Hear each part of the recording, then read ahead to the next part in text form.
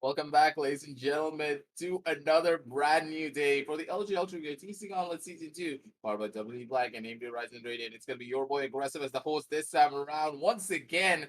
And it's going to be an interesting squad coming on down through on my analyst says this time around. It's going to be the Salted Chips duo being Crips and, of course, Salty. The big boy is finally back. It's been a while. How you feeling, my man? Starting from Salty, your voice is too good and we can't hear you. exactly, man. Please grace us with your presence. Yes, we need that beautiful voice to start us down through. As he does try to fix up his microphone, I think that Crips, you can start everything off as he's having a All little right, technical. all right. Yeah, while Salty fixes up his things, aggressive, my boy. How you feeling, man? I mean, we just casted yesterday and it was a lot of fun, and now we are back. And even Salty's back after a long break, so I'm kind of excited to have him back over here. And let's just, without further ado, let's just jump into all of this. And we have one very exciting game for you guys today. It's Team Valor versus Team XO. Fun fact, something that's not related to LG Ultra Gear TEC Gauntlet. Team Valor and Team EXO just faced each other a day ago in another tournament finals Mhm. where Valor won the best of five series Yeah, 3-2. this So, is going to be interesting. yeah, that's going to be interesting because the wounds on EXO are still fresh. Like, when you consider this being a pseudo revenge story, it's not going to be one here for the Gauntlet because Team EXO previously, when you consider what happened in Season 1, they actually beat out the side of Team Valor quite heavily. But now it's a little bit more different. Team Valor have been making strides, amazing strides, mind you, and they're taking leaps and bounds to take down all of these juggernauts, and they're the ones who are trying to go undefeated here in the entire group stages. Are they going to be able to do it, though? It's going to be the real question because Team Exo, they're making the same leaps, but the thing is, they're becoming a little bit too inconsistent, causing a lot of issues for them to try and hold down the different sidelines. But at the same time, we're talking about this. But before we do try to break down this matchup and what kind of things could happen here, let's head on down over to today's MVP standings and see exactly how a lot of the players have gone up and down according to the situation. And of course, you know the man, the myth, the legend Ghost. He's gonna be the one you really do need to look out for. And Salty, is your microphone fixed, man? I think it is. I think Yes, it very is. cool. Yep. Can you Finally, guys hear it's me, by the working. way? Yep. Yeah, right. I mean, these wires and these jacks and all, they tend to get a little loose because, like my PC has been dead for a week and it's a little rusty. But you know what? Who's not rusty? It's Ghost. Mhm. Mm. Well, I kind of expected the same thing from Ghost. He never really feels like the guy who uh, gets a little rusty even after not playing for a long while. But that's the thing. He has been playing for a long time. And he just faced this team yesterday. His wounds are still fresh. I mean, I don't know if he's rusty or not, but he's definitely a little wounded. The pride taken a little dent. And of course, he will do something to make amends, to say the least. There are other people on the list as well. SK Rossi is finally over here, but SK Wow still leads the board. I don't know what's with them and this whole SK thing, but every time someone has it in their name, people always perform well. And of course, how can you forget Paradox? This man is truly a legend. But today, we'll be witnessing Ghost and his shenanigans. Let's see what he has in store for us.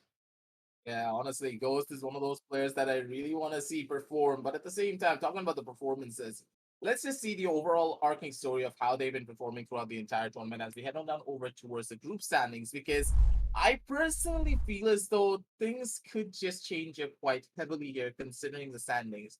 This is the chance of Team EXO to actually dethrone the side of Team Valor and take that number one position. And you could be asking, why do they want the number one? It's primarily because of the seeding. If you have that better seed, you're going to be having a lot more of an easier game or a lot more of a harder game depending on the situation. So, Salty, give me your thoughts on the group standings and who do you think has a possibility of edging out here from your side? I mean, honestly, this is a surprise because, of course, we do have the Titans in the form of Global, supposedly Team EXO. We have Force One as well, and they're not at the very top. It's Team Valor, right? And if I remember correctly, Valor didn't really influence the playoffs last season that much.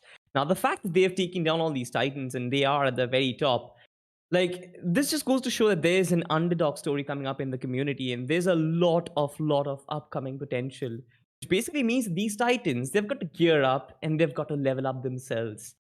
And overall, it's just so much better. You want to see top notch competition, and that's what we're being offered.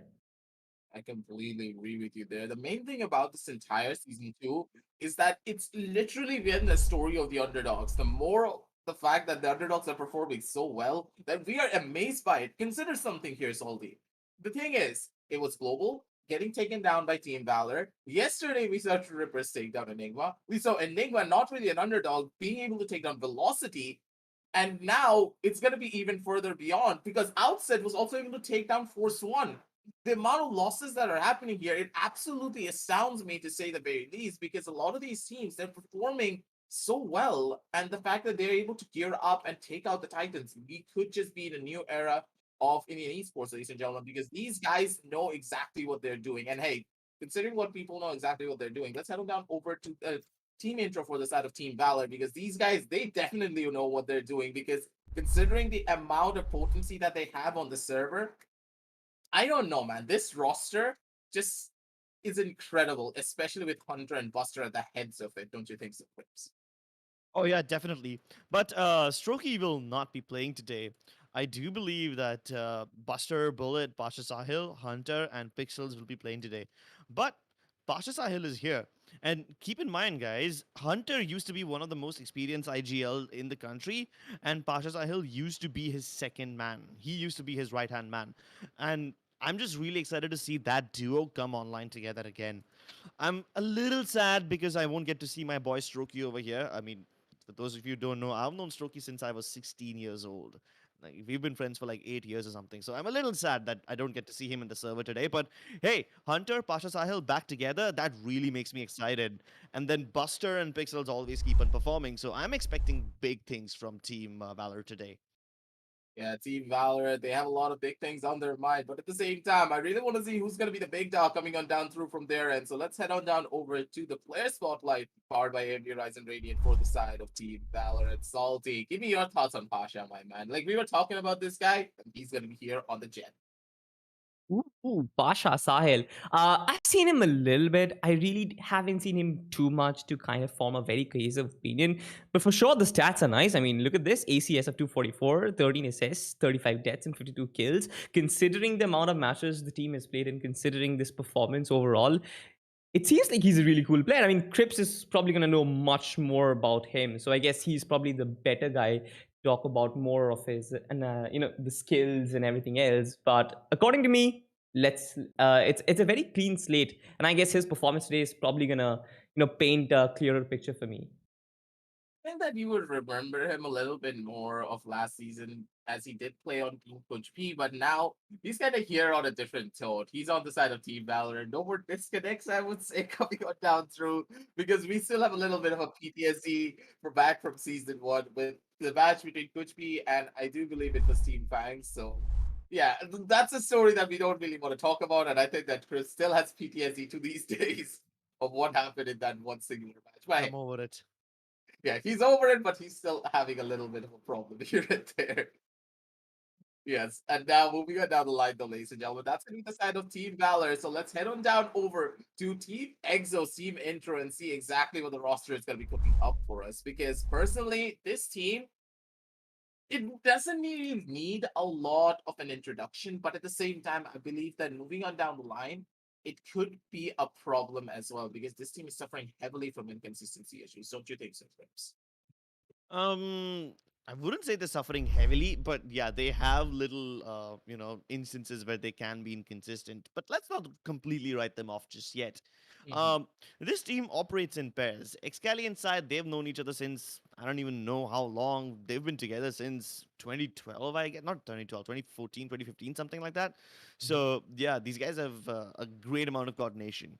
But then I want to talk about the two other really, really important players on the team, and that's going to be Blackhawk, the man who most of the time dictates whether or not this team will win because he usually plays the controller of the team. Either the Astra or the Viper or the Omen. I haven't really seen him play a lot of Omen, but he's mostly the Astra guy. But the way he can influence this team, it's crazy. And most of the times it's Blackhawk to clutch out the rounds in this team. Ghost, on the other hand, has been like an immense addition to firepower ever since he joined. And it kind of really just facilitates Team XO to play this really aggressive split kind of style because now everyone on the team is capable of fracking out individually. Yeah, I completely agree with you there. Considering the potency and the potential that the side of Team X will have, you would think that they would have a lot more of an easier time. And when you consider the gauntlet, they're actually able to perform admirably 3-0 and 6 points. They don't even have a single loss on their arsenal. So here's where they could just go undefeated and dethrone the side of Team Valor, or it really could be the opposite as well. But let's see who's going to be putting a damper on the plans of Team Valor here primarily as we head on down over to the player spotlight for the side of Team Exo powered by AMD Ryzen Radiant, ladies and gentlemen. And now, Salty, my boy, it's gonna be Sai. The secondary IGL, I would say, as of right now, as if I remember correctly, is gonna be the primary IGL. He's been such a driving force, and he's been a really good sport as well because he switched over from his duelist role, heading on down over to the Sova, so he can control his team just a little bit better. Of course. We've also seen Sai experimenting with the KJ, and now that he's on the Sova, I guess he needs a little time to kind of get used to this particular role of an initiator. But the stats are still there. This man can still click heads. He has always got that aim game. But I feel like Team EXO as a unit, yeah, there's a lot more gears that need to be running for this machine to function at its fullest potential. Of course, if you talk about Sai as an individual player, the kills, deaths, assists, the KDA, about themselves 64, 47, 18. For sure, Sai as a player is phenomenal, but I want to see how can Team EXO perform as a unit today and how they can seek revenge against this Team Valor. Yeah, this is the revenge story that you really want wanted to see. It is a story that sadly did not happen here on the TEC Gauntlet, but hey, it's happening now, ladies and gentlemen. This is the rematch that we really do want to see, and will the side of Team Valor be able to take it all away once again, or will we see the side of Team Exo being able to perform to their heart's content and just burn down their opposition and then stomp them into the ground and bury it in whatever way, shape, or form that they really do want to. But moving on down the line here, ladies and gentlemen, we need to know exactly where this intense battle is going to be taking place. So let's head on down over towards the map veto screen and see what the first initial map is going to be here and what the teams have cooked up for us. And initially, it is going to be the map of Haven. And honestly, Rips, the first initial map being Haven, it's going to be an interesting one, that's for sure. Definitely. I think both Haven and Bind kind of support Team EXO's playstyle. Yes. Haven with the 3 sides, and obviously Bind with 4 entry points. Even though there's only 2 sides, there's no mid over here. There's only 4 entry points. And EXO are the kind of team that like to split up and play. They'd like to take as much map control as possible. And whenever they get the opportunity to push, they will. They will do it. If you give them an area with no contention, if you have none of your players positioned over there, they will push that area. And Haven and Bind, they both kind of support that playstyle. Now, the Team Valor, on the other hand, they're a very coordinated team. They like playing together as a unit, and sometimes, yeah, sure, they will split up and play their defaults. But I don't know. I feel like by picking up Bind, they are kind of taking a little bit of a risk because, of course, Team EXO are the kind of team that likes to play individually on Bind. So they have the chance of out trading them. But if they aren't able to keep up with the chaos, then Team Valor will suffer a little. Man, I really wish I saw that other tournament the other day. I mean, of course, my heart light was Gauntlet. But Yes. hey, it probably would have given us a lot of context about what happened between Team EXO and Team Valor. You know what? Why don't you guys take it over and let me do a little bit of quick research before we can head into the game and let me see what happens. Yeah, the main thing that we can already consider is that there's going to be a lot of bad blood. Not a lot of bad blood in the sense of, a beef between the players, but a lot of bad blood when it comes down to fighting each other as a team. The main thing that we always do need to consider is that the teams, they're always having a different form of rivalry every single time. Let it be another tournament, let it be on towards the side of Gauntlet. They're going to carry over a small little bit of the grudge that they were carrying from the loss of the previous one. And hopefully that's the thing that drives them to go further beyond their limits to try and take down their opposition. And last time around, it was going to be the side of Team Valor taking their win. But this time around, it could be Team EXO as well. If Team Valor are not careful in the way they try to go in for a lot of their different engagements. And when you consider map number 1 and also map number 2 here, Salty, I want your thoughts a tiny little bit before we do head on down over to the casters. It's a very nice map pick. I feel like this is probably one of my most favorite map picks, honestly. Haven, Bind, and then Icebox gives us a lot of tactics to talk about. Gives us that edgy feeling of Bind as well, where you can go for those quick rotates, use the teleports, and probably play 1,000 IQ play. So I feel like there's overall going to be a very nice match. I'm expecting both the teams to put on a strong footing. Nothing very specific, but yeah, when we move on to the game, I guess we'll have a lot more context to talk about. Yeah, that is for sure. When you think of the overarching story of this entire map, you would say that Haven is a lot more difficult for the side of Team Valor, and Haven and Bind would be a lot more difficult for the side of Team EXO, as Valor have much more of a better track record. But ladies and gentlemen, that's pretty much all that we have here for the analysis. I know that you guys are itching to head on down over towards the casters desk so we can just get on through with the matchup, because this is a revenge story that you do not want to miss. But for now, we're going to be heading on down over onto the caster test with the LG Ultragear TEC Gauntlet Season 2, powered by WB Black and AMD Ryzen Radio, after a short word from our sponsors.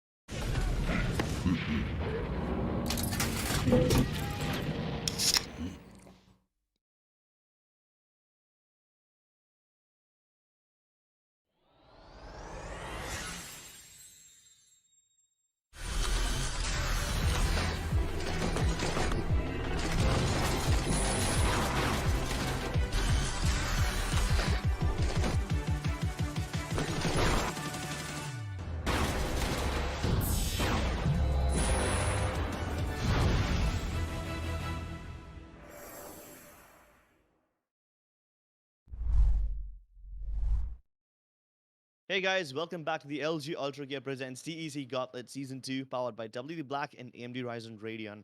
This is the best of 3 series, so if you guys are feeling tired already, if you guys are feeling the post-lunch blues, go ahead and grab a can of Red Bull. You can scan the QR code below over here to get your own cans.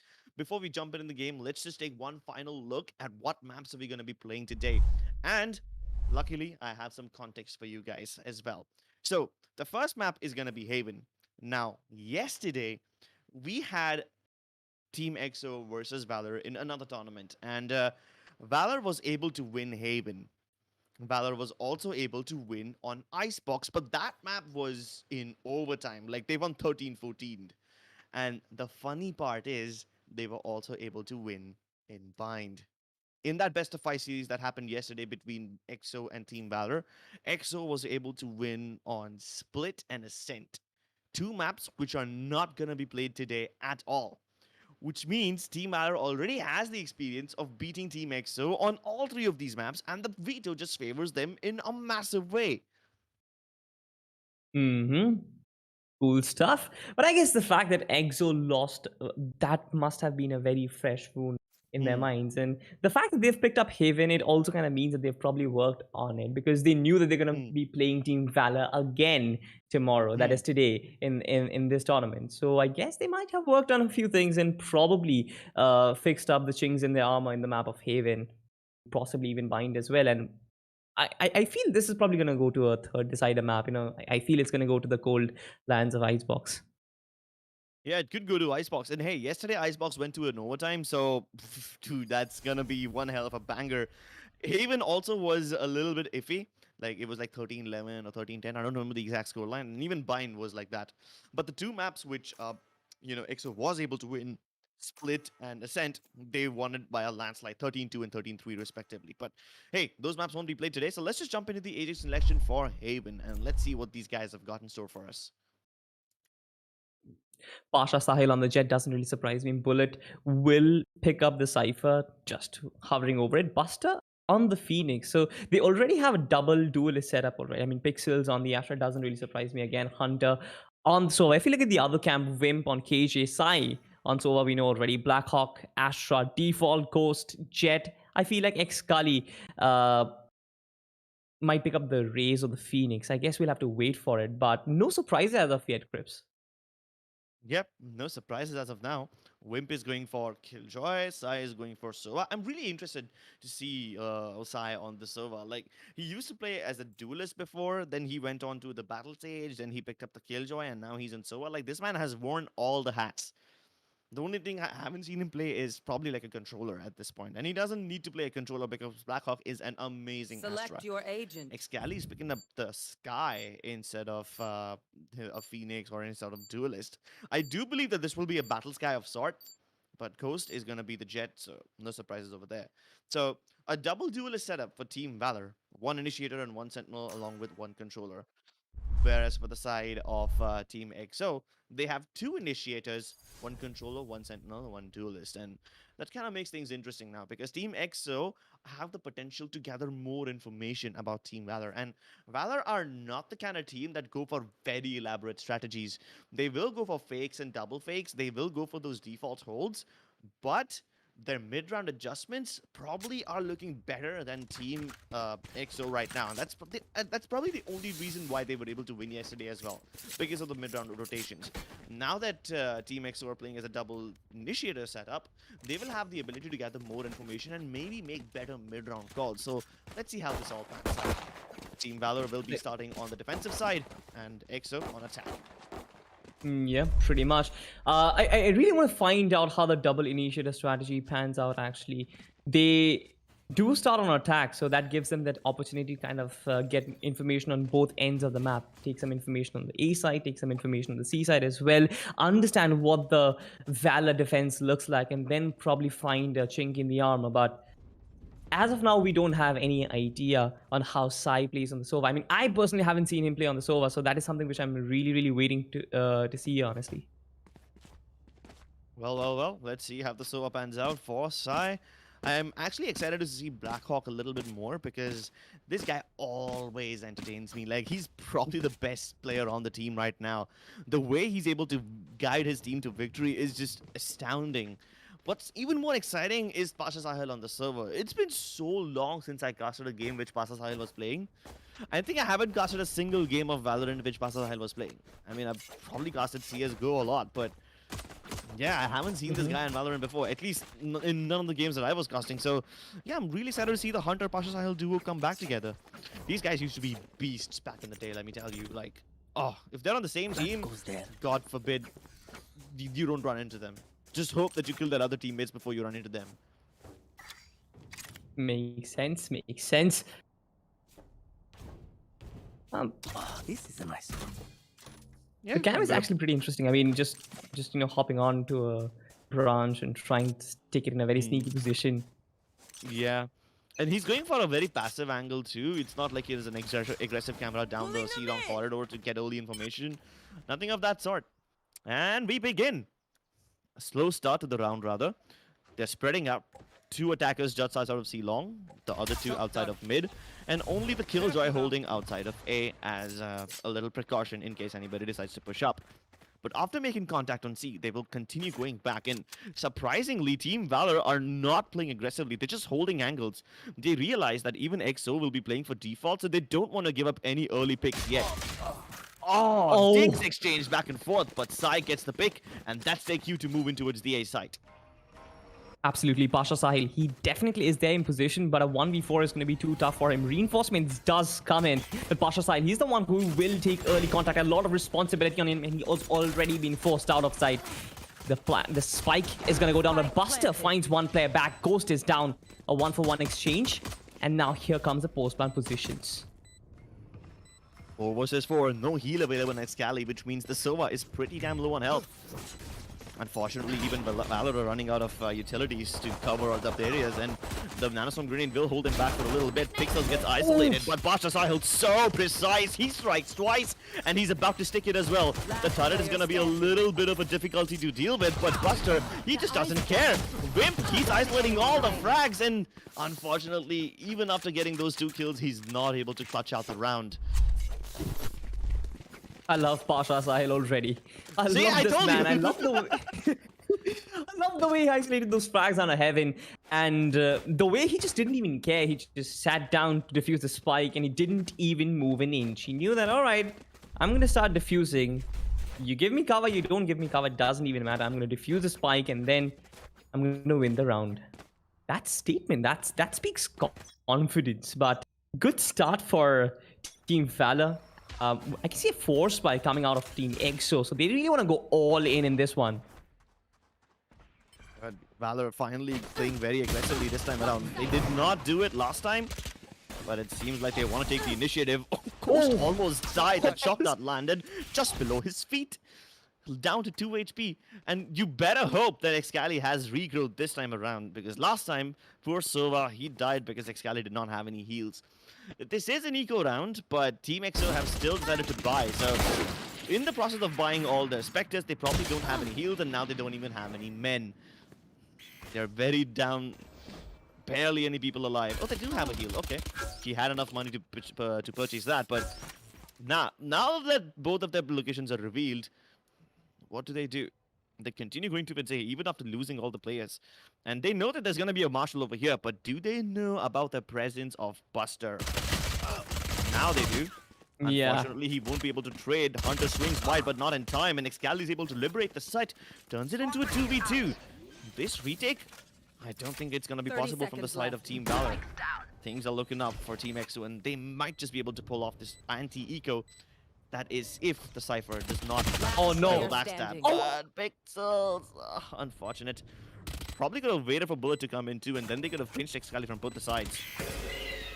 One enemy remaining. One down, two down. Bullet, he turns it around. The SMG. And it's Bullets, ironically. Clutches it out in Team Valor. They win this round by the skin of their teeth. This was actually pretty darn close. I love the fact how Team EXO recovered after that initial shock dart and those shenanigans from Pasha Sahil. He was absolutely brilliant with the marshal on the A-long corridor, but even after that, Team EXO kind of came back, and this just speaks volume that Team EXO they definitely can pack a punch, and that is something which I'm waiting for. Oh, definitely. Considering they've bought SMGs in that round, this round, I believe they are going to suffer. Yeah, but they're force buying again. They're going in for the Spectre and full armor again. They know that even Team Valor will be on a recovery round of sorts, and considering they got 3 kills, they know that Valor won't have enough money to purchase Phantoms and Vandals. Only Buster has a Vandal. That's pretty much it. Pasha Sahil doesn't even have a gun. He's just playing with his Blade Storm. So yeah, they think that EXO, if they keep on forcing this again and again, they can probably break the economy of Team Valor, but consider this, if EXO lose this round, they will be the ones forced to go in an eco, and then Team Valor can pick up like 4 rounds in a row. So this is a massive lead that's being gambled right now.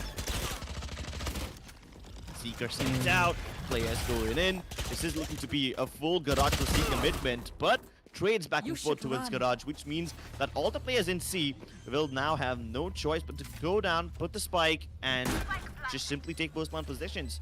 But Bullet's camera is still online. Oh, he broke it. Imagine if he did not shoot that dart. That would have been amazing. That could have given them a lot of advantage. But take a look at this. EXO are playing aggressively out of the spawn.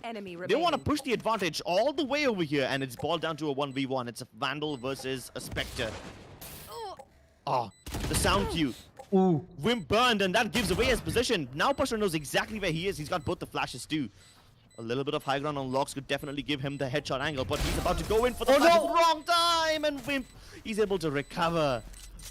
Very good stuff from the side of Team EXO over here. They take all the risks, but they make it count. Absolutely, this was a very big gamble from them to actually go in consecutive force buys, but this one actually works out. And now I believe that they'll retain 2 Spectres, but they'll have enough to buy just a little bit more. I'm actually considered for Team Valor right now. In spite of winning those 2 rounds, they might be in a very tricky position. In fact, they're the ones who might have to go through an eco round right now. There's a hero Vandal buy on Buster. That's about it. Yeah, Sheriffs across the armor. board, Pixels try and take... Exactly. This Hero Vandal without armor, I don't know how it's going to pan out for them. They've got the Sheriffs, but because Team Valor don't have much to lose, they're playing very aggressively. Take a look at where Bullet is already. He's pushing down the C-long corridor, and he's got the pick onto Blackhawk. That's the controller down, which means now Team Valor, they have the chance of winning all these fights. Oh my god, the shorties! Disrespectful moves over there, and they're starting to get all the frags. The run it back has been committed, but unfortunately Buster probably won't find anything on the back of it. But Wimp, he's able to catch the player coming down mid, and with this, they now know that C and B are both open. The last 2 remaining players were spotted on A. They can make a race towards the C side, hopefully, before Valor arrives. Absolutely, but the read from Valor is also good as well. Pasha Sahil might be able to get in good position. The spray comes down, but Wim gets a pick. Buster finds 1v2 for him. Needs to isolate those fags. But Excali, he's coming in from behind. He needs to find Wim really quickly. Otherwise, it's all done and dusted. And Wim through the woodworks. He finds Buster, and that's about it. A quad kill for him to win the round. Team EXO, they come back and make it 2-2. This was a decent enough eco round from the side of Team Valor. Aside from that Hero Vandal buy, almost all the shorties and the Sheriffs were able to make this one work. And because Team Valor played aggressively this time around, instead of playing passive like they have for the last 3 rounds, Team EXO is probably going to be on their feet. These guys now will be worried, and they will be forced to hold their defaults for a lot longer.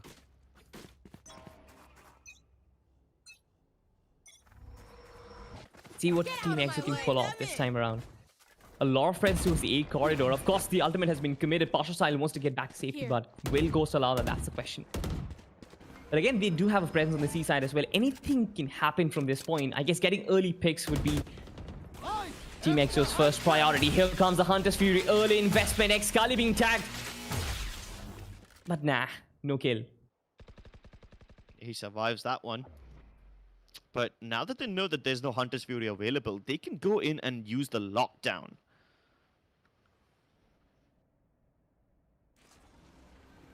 Oh my god. Oh my god. Good spray down from him. Will he get a down, second one? A. That's the question. Pasha Sahil on the backup, but he has been completely stunned. This is a beautiful exchange of utility from both the teams. Team EXO finally managing to break into the fort, but... Wait, what? Buster? Just waiting. Good trigger discipline, but finally finds the kill. Buster swinging bad, but gets one. Excully and Blackhawk, even they turn this around. This is a 2v2. This can be very, very tough. Hunter coming in from the back lines. Last player Nobody's standing. prepared for this, but 30 Blackhawk seconds is. left. He turns around and slaps Hunter down. This is a 1v2 required off a bullet. How have EXO recovered from this one? This is just completely unbelievable. Valor were in cruise control. They had the information. They used the Hunter's Fury to get a lot of early damage done. But after that, they were able to win those battles down on a shot. Somehow, Buster went unchecked and he was able to get a very comical kill onto Ghost. I still don't understand how Buster went unchecked over there. He was blind, he should have been dead, and Ghost decided to peek around the box instead of peeking towards the spawn area, which is really, really funny. But still, just on the basis of their raw aim, EXO is able to win all the duels later on, and they even expect the backstab from long. They knew that the short area is still, out of their control, so they could use it. But this time, no fakes, no waiting, and no patience from the side of Team EXO. They just blitzkrieg into the C side. It's a YOLO C rush. Very simple, not at all complicated. Just a bunch of nebulas along with some flashes, and they just walk right in. Yeah. Buster again with the solo Vandal. I don't think it can work too much, but Hunter actually finds a nice frag with the Ghost itself.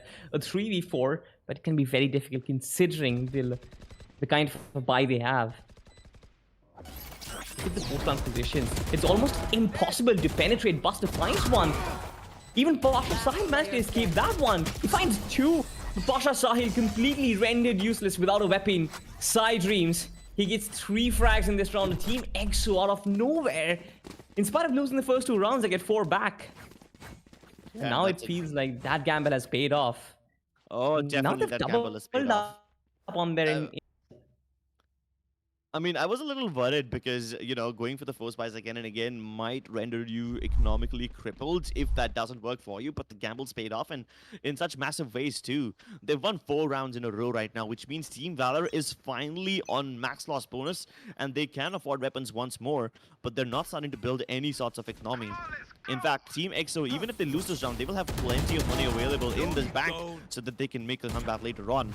But Buster, he's just playing very, very aggressively. That hot hands might probably force Ghost out, but unfortunately, it just is a little bit shy. Doesn't force Ghost outside, millimeters. yeah, millimeters of in. Buster can't kill him. But they've lost Excully, their initiator, which means no flashes available right now. Absolutely.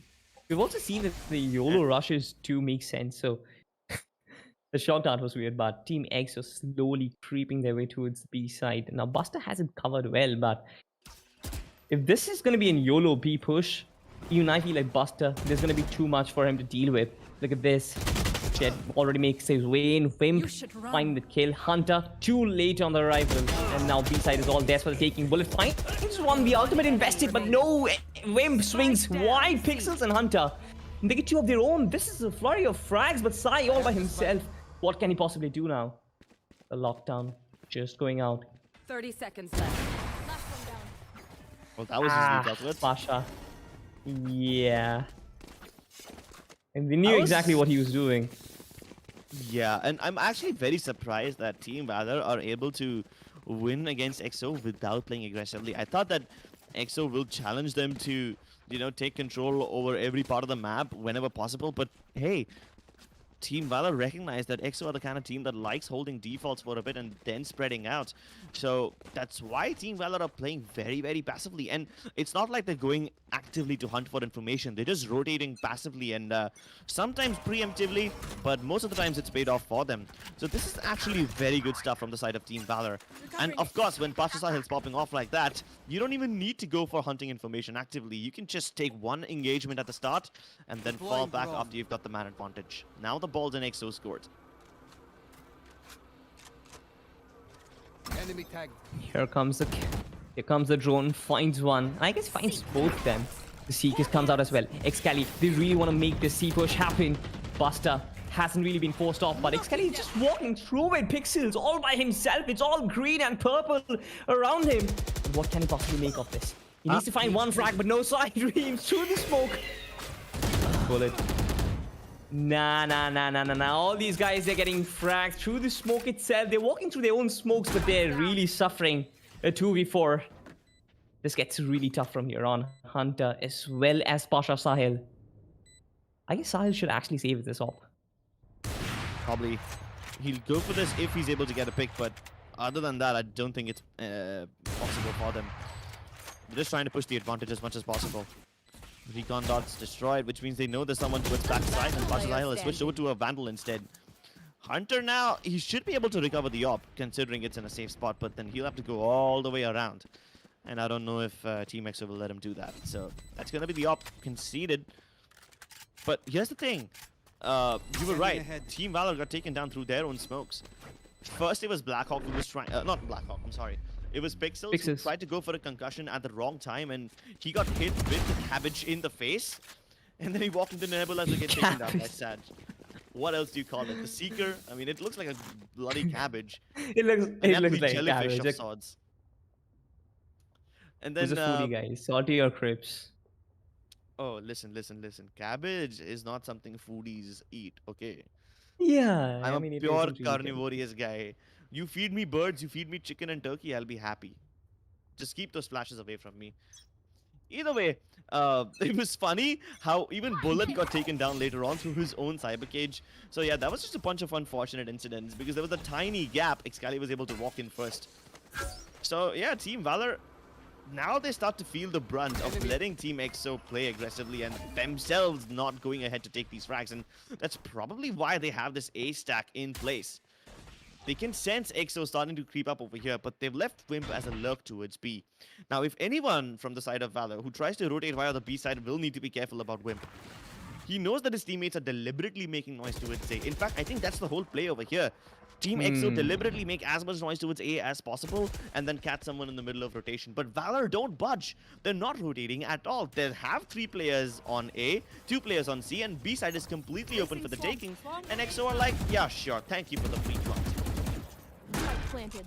Hunter completely rendered useless over there. He does have a recon in like 30 seconds, so yeah, they have to wait a little too long. At this point, I guess they have to barge, and otherwise, it becomes completely impossible for them. Finds one Wimp. I guess he's been spotted, but will he be able to find a killer? That's a question. Nobody's checking the angle. Team Valor, they get 3 frags. The Hunter Speed comes out as well. The Astral Divide. Everything comes in. Blackhawk.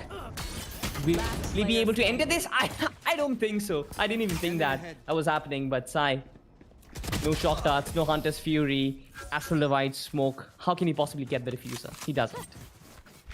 Yeah, exactly. Valor are just so methodical in their retake.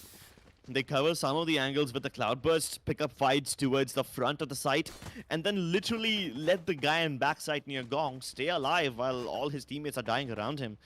And he was the one who was supposed to hold that crossfire integrity, you know, strongly, but you render him invisible, and you know, he can't really contribute to the retake much. So Valor are able to make this retake work. Plus then, the Cosmic Divide, the Blaze Wall, the Nebula, and the Tripwire came in. So if, you know, Blackhawk does try to go inside and stop the defuse, he will die instantly to the Trapwire. Even the Hunter's Fury came in to deny the defuse, but it was a bit too early. Yeah.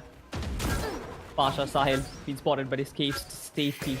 They're actually chasing behind him. Look at Excali, he's hot on his tails right now. Does have the flash and the tiger. But the dog tiger doesn't really matter. It gives you information. Buster finds 2 kills. Ghost gives you kills. And Excali finds another one as well. This is a flurry of frags, but Excali finally makes his way towards the A side. Has been completely torn apart. 2 players making their way all the way from C towards the A side. The spike will be planted. This should be an easy defense for Team EXO, but Team Valor, they're the ones who need to take a step right now. They're the ones who need to probably do something exceptional. Messed up the camera a little bit over there. Obscuring Yeah. vision. put it a little too late on the in swing. Now they'll have to clear this crossfire, try themselves, but nothing to work with. No utility either. Camera probably could have helped them out, but hey, I mean, he had the idea right, but he just did not time it well, so that's okay. Mechanical errors are completely fine with me. What's noticeable over here is that Team Valor, they tried to push A long after they had been spotted towards short, you know, after Pasha Sahil got spotted and after Hunter was picking up that fight on short. I think it was maybe Buster who tried to push in long, and he tried to fight Coast at that time. Would have been probably successful if he did not get double peaked, but I like the initiative from Team Valor. If they're losing control towards one of these areas, they will try to make up for it by picking up control of the other side of that area. So, you know, they don't lose everything at once. You win some, you lose some, and that's how you maintain balance. This time, once again, we have Team Valor playing very passively, but a very early Hunter's Fury has been committed without any information, without any tags, and this is just, you know, using it in the common areas, hoping that he'll be able to catch someone inside the window or something, but nah.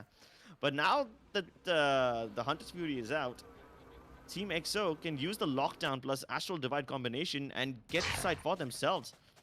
Kelly has already cleared up most of the angles towards the C side, and he's trying to make noise over here, whereas Ghost is still tucked in towards A long. So this is a very nice default coming in from the side of Team XO, and you can never guess which one's the actual assault and which one's the fake because of this. You are divided. I've got Actually, your here trail. comes the Astral Divide Pixel all by himself once again. This seems to be like a repeat telecast of a round that we saw just a while ago. Yes, it exactly is. It was Sai who got that frag on Pixels last time out as well. Through the smoke, it is the same thing here as well. Bullet, a 4v5. 4v5 required of Team Valor right now. Maybe the shotguns will destroy the lockdown, maybe it will kill the planter. No, none of that happens. But hey, they dealt quite a lot of damage. But unfortunately, there's just a bit too many utilities right now. One player did get detained, but that's completely fine, I guess. They can still go in for the retake. It's a 4 versus 5. Time is running out, and they don't have anyone with ultimates available. Nothing can be done to make this retake a little easier. So they'll just have to frag out, I guess. And the frags do shine. Hunter and Pasha Sahil with 2 of their own, but Blackhawk still standing strong with a double of his own. Needs to win this duel against Hunter right now, who's looking ever so sharp, but Blackhawk is sharper and faster. Just everything goes in the favor of Team XO. And round in the yeah, that basically was the XO playstyle in a nutshell. You make noise towards both the sides, you keep them guessing, and by the time the final assault is in, you don't know where it's coming, and you don't have enough time to rotate for it either. What's even funny that Pixels, he died in the same exact manner. Like, he got bit by a cabbage, once again got taken down to the same smoke. And I don't know, man. I don't know how Sai is able to find him every time. Or Pixels is just maybe really, really unfortunate. Maybe he doesn't realize that the Seekers are a bit more potent than he thinks. But Buster getting spotted out over here. He's trapped and he's about to get double peeked. He can't get anything. The flash makes it even easier for Sai to get the frag on him. Once again, Pixels I'll hate myself if Pixel gets himself through the smoke this Exactly, time. exactly. He was about to die through the smoke once again. Just fall back, man. It's okay. You don't need to prove yourself again and again. It's Pasha Sahil who needs help coming towards A, and it's just better that you rotate and back him up before it's a bit too late. He's alone right now. He's about to get triple peak. There's no way Pasha Sahil will be able to make use of this, but at least he gets one, so not all is lost. Yeah, certainly not all is lost. Hunter, wide swings, gets one. Close up, Blackhawk shuts him down. Pixels being brought down as well. Blackhawk, just like you mentioned, this guy has been shining all by himself. Spike definitely goes down by Bullet. 1v3. Needs to isolate these angles, but thankfully they're all on the same side. There is no crossfire through the cyber cage. Finds one, gets one frag. Good stuff from him. Can he get the second one? That's his... As soon as I say that, Ghost proves me wrong. But I love the fact that Team EXO, they've been able to overrun Team Valor every single time. They make noise on both sides, just like you mentioned. And it's like Team Valor, they try and adjust to their aggression. They try and send in reinforcements to one side. And the read from Team EXO is so perfect. They send in their players on the exact opposite side. Like they make noise on the E side, Team Valor move towards the E side, and the C side has been completely left open. This was the case with the penultimate round of that half. In this round, It was Pasha Sahil all by himself in the A side, and most of the players from Team Valor, they were on the B and the C side. So you see, the fake game has been so brilliant from Team EXO. They've been executing these for like forever now in that round. And now on the defense, let's see what Team Valor can actually put forward. Exactly, and the fact that they also execute late kind of makes it difficult to predict until the. By the time they are, committing, it's a bit too late for the patience. But this time, Buster and Excali, they're engaged in a duel. All people to follow, but they all come in one by one, and Excali wipes them all out. Just press mouse 1. Just press mouse 1. Excali and Blackhawk reinforcing the garage door. But Pasha Sahil, as well as Hunter, they just want to barge in. Sai gets one on Pasha Sahil. Hunter finally gets a frag. Pistol, he gets another one. Right click supremacy there, but Ghost finally shuts him down. 4-9 scoreline. Looks like Team EXO, they are clinching towards victory this time. Yeah, and they've certainly learned from their losses yesterday. They were playing a bit too aggressively yesterday. That's what my sources tell me. And it seems like they have figured out that the only way to play against a team like Valor is to play patiently. Valor are not the kind of team that will go in to hunt for information very actively. They will most likely just rely on their hunches, which are correct for the most part. Hunter is a really good IGL, and he can get a very good read on the game. So yeah, they don't actually need to hunt for information all the time, because most of the time they will have it. But hey, because of that lack of aggression and lack of map control, EXO are able to pull off plays like this, and they can get their players in to rotate preemptively. This time, No Pixels has a good start, picks off Coast towards the short area, and with that, he's got his team the man advantage. Blinded. Certainly, Excali. I wonder if he's gonna push out there. It's Wimp actually. He finds Buster. Blackhawk finds 2 more frags for himself. There's a lot of kills that come in the mid avenue. Pasha Sahil. Marshall doesn't connect on the first shot. Second time it does, but Blackhawk with a quad. Team EXO are using the advantage they've got. They got the pistol round, they got the economy to work with. Slowly and steadily, they are inching towards victory. 4-10 scoreline. Certainly a very respectable scoreline on the side of Team EXO. And I guess if they keep this forward, I don't really feel Team Valor have shown enough potential in this map where they can possibly mount a comeback. What do you think about that, Crips? Placing sentry. Well, I think it's going to be potent, but considering that both these teams have a buy round now, things might just change. And there's also an AWP on the side of Coast. So nothing can really be predictable. Coast hasn't really been looking too hot.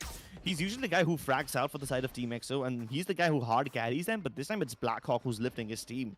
Even Wimp is doing his fair share of damage. So the 3 main culprits, the 3 main bad boys of Team EXO, Excali, Sai, and Ghost, the ones who usually have the highest frags, are just taking a back seat today. They're taking a chill pill with Blackhawk and Wimp carrying the flag for them. Pixels also hasn't, he's not been looking too hot today. And the fact that he's going for, Astral Sauce placement in the open kind of makes it a little awkward. But did Pasha Sahil just walk past that Tiger? Yeah. Did they even know that he's inside? That happened. But hey, Pixels and everyone else has been taken care of. In a matter of seconds, so many kills just go down. Buster springing out through the smoke, and that recon dot helps them recover this site so quickly. But man, that was a very tricky, very fast execute towards the P side, and Velocity, I'm sorry, not Velocity, Team Valor, they went in a little too raw. I mean, they used their not the Cosmic Divide, the Astral Stars, the Nebulas, to cover out this A-Link and C-Link, but then they had no recon. They just relied on Pasha Sahil to dash right inside and win all the frags, but then later on, Team EXO collapsed upon them from every side, and they were just not able to deal with it.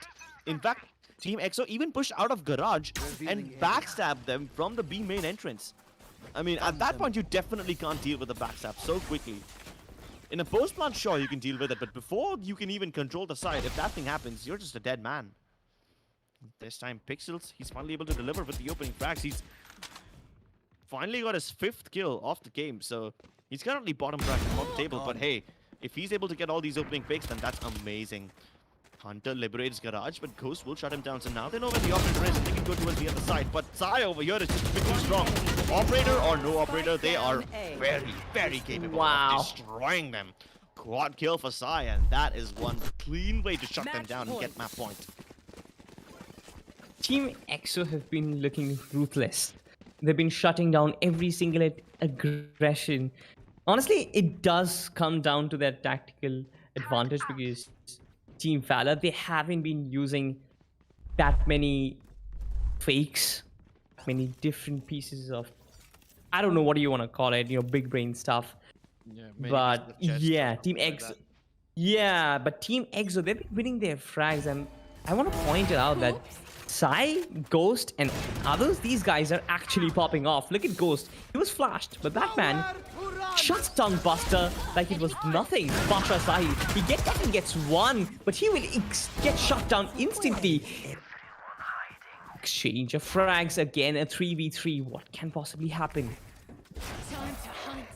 The Hunter's Fury from the side of Team Valor actually helped them get all the entry frags towards the C side, because that Hunter's Fury, the defenders were just a bit too busy dodging it. But hey, when the defenders use their own Hunter's Fury on the side of, I believe it was Sai, Team Valor were able to just quickly get inside and kill him. So yeah, it was Hunter whose Hunter's Fury actually paid off more dividends.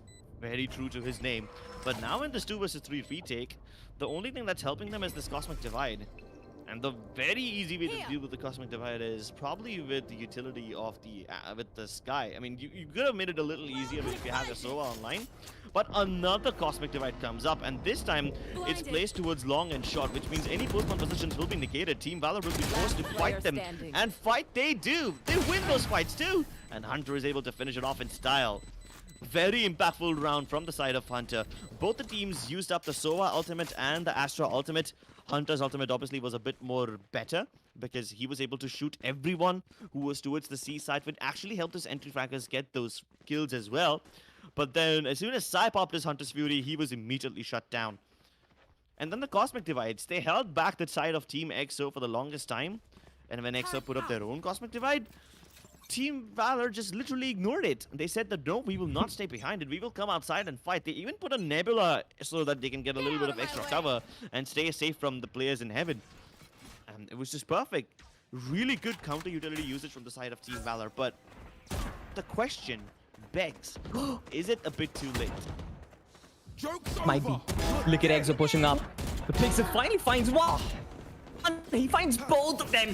That's the aggression has been completely shut down. Here comes Buster. But no, wait, Excal, he finds two. He finds the ultimate of Buster. Thankfully, he has another life, but he actually found a kill over there as well. So there's been an interesting exchange of frags. Another one. Another trade. Here it comes. I mean, Team Valor.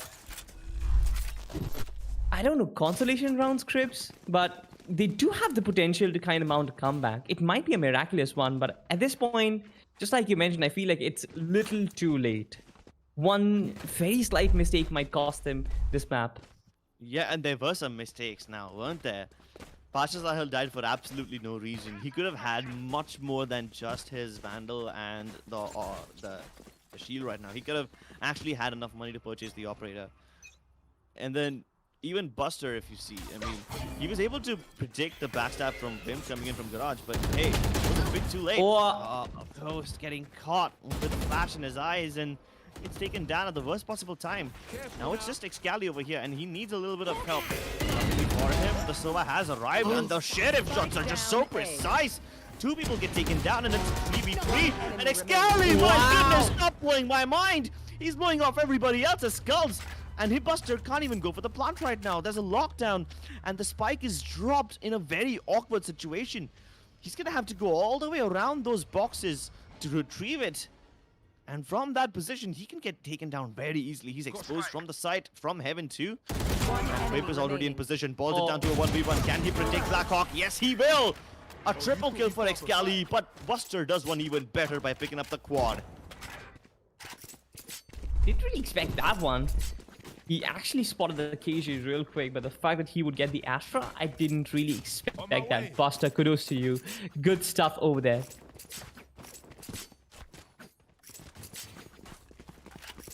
Oh my god. That was really, really good stuff. But hey, these rounds are unsustainable for the side of Team Valor. They've been winning it on the basis of individual heroics. First, it was Hunter who got a quad kill. This time, it's Buster who gets a quad. And I don't know how much more he can rely on these people to individually frag out. And oh my goodness, Excali's so brave, pushing through the hot hands like he doesn't care. And Buster obviously punishes him for being a bit too greedy. And he wants to go ahead even further. Team EXO might be celebrating a little too early. Valor find their way in Hunter. He finds Wimp over there. Oh, come on. Yeah, but he's Unfortunate trapped now. for him. Yeah, pretty much. Buster still tries to proceed further. I guess this C execute might come through, but then there's good defensive position. Sai gets caught out. Blackhawk finds Buster, thankfully, but overwhelmed with the pressure coming in from Team Valor. Goes all by himself a 1v3. Nothing really special for him. There's something which he does for his daily bread and butter. What? But now Pixel jump peaks this guy. Oh my goodness me. This is something which is unique. I love the fact that Team Valor, they're still determined to get this back, but don't you feel like Team EXO, they're aggressing a little too much? Like, it looks like Yeah. Excali's been celebrating a little early. Yeah, I mean, you go for the flash and peek, I can understand that, but then, you know, through the hot hands, you lose 70 HP just with the Molotov, and then 2 bullets to the body are enough to take you down. So that was a little too aggressive. And then later on, the crossfire between the players on C's side, that was decent enough, but then unfortunately, Sai climbed up on that C box over there towards the backside, and then he was not safe anymore from the players coming in from Garage. So yeah, crossfire could have been a little better if they could anticipate those pushes, and if Excali was still alive, but hey, it is what it is, and unfortunately, they are back to an eco once again, which means Valor have the potential to put up a 9th round on board. But we have seen EXO make those sheriffs sing. Yeah. I mean, you've seen Excali get a 3K just like anything. He needs to get it one more time. I mean, I actually want to get such an aim on the Sheriff Crips. Do you have any tips for me? Just watch these guys play, man. That's the best part.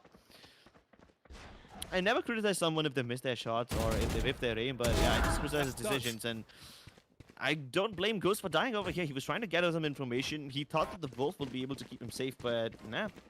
What can you do when you're up against a Vandal?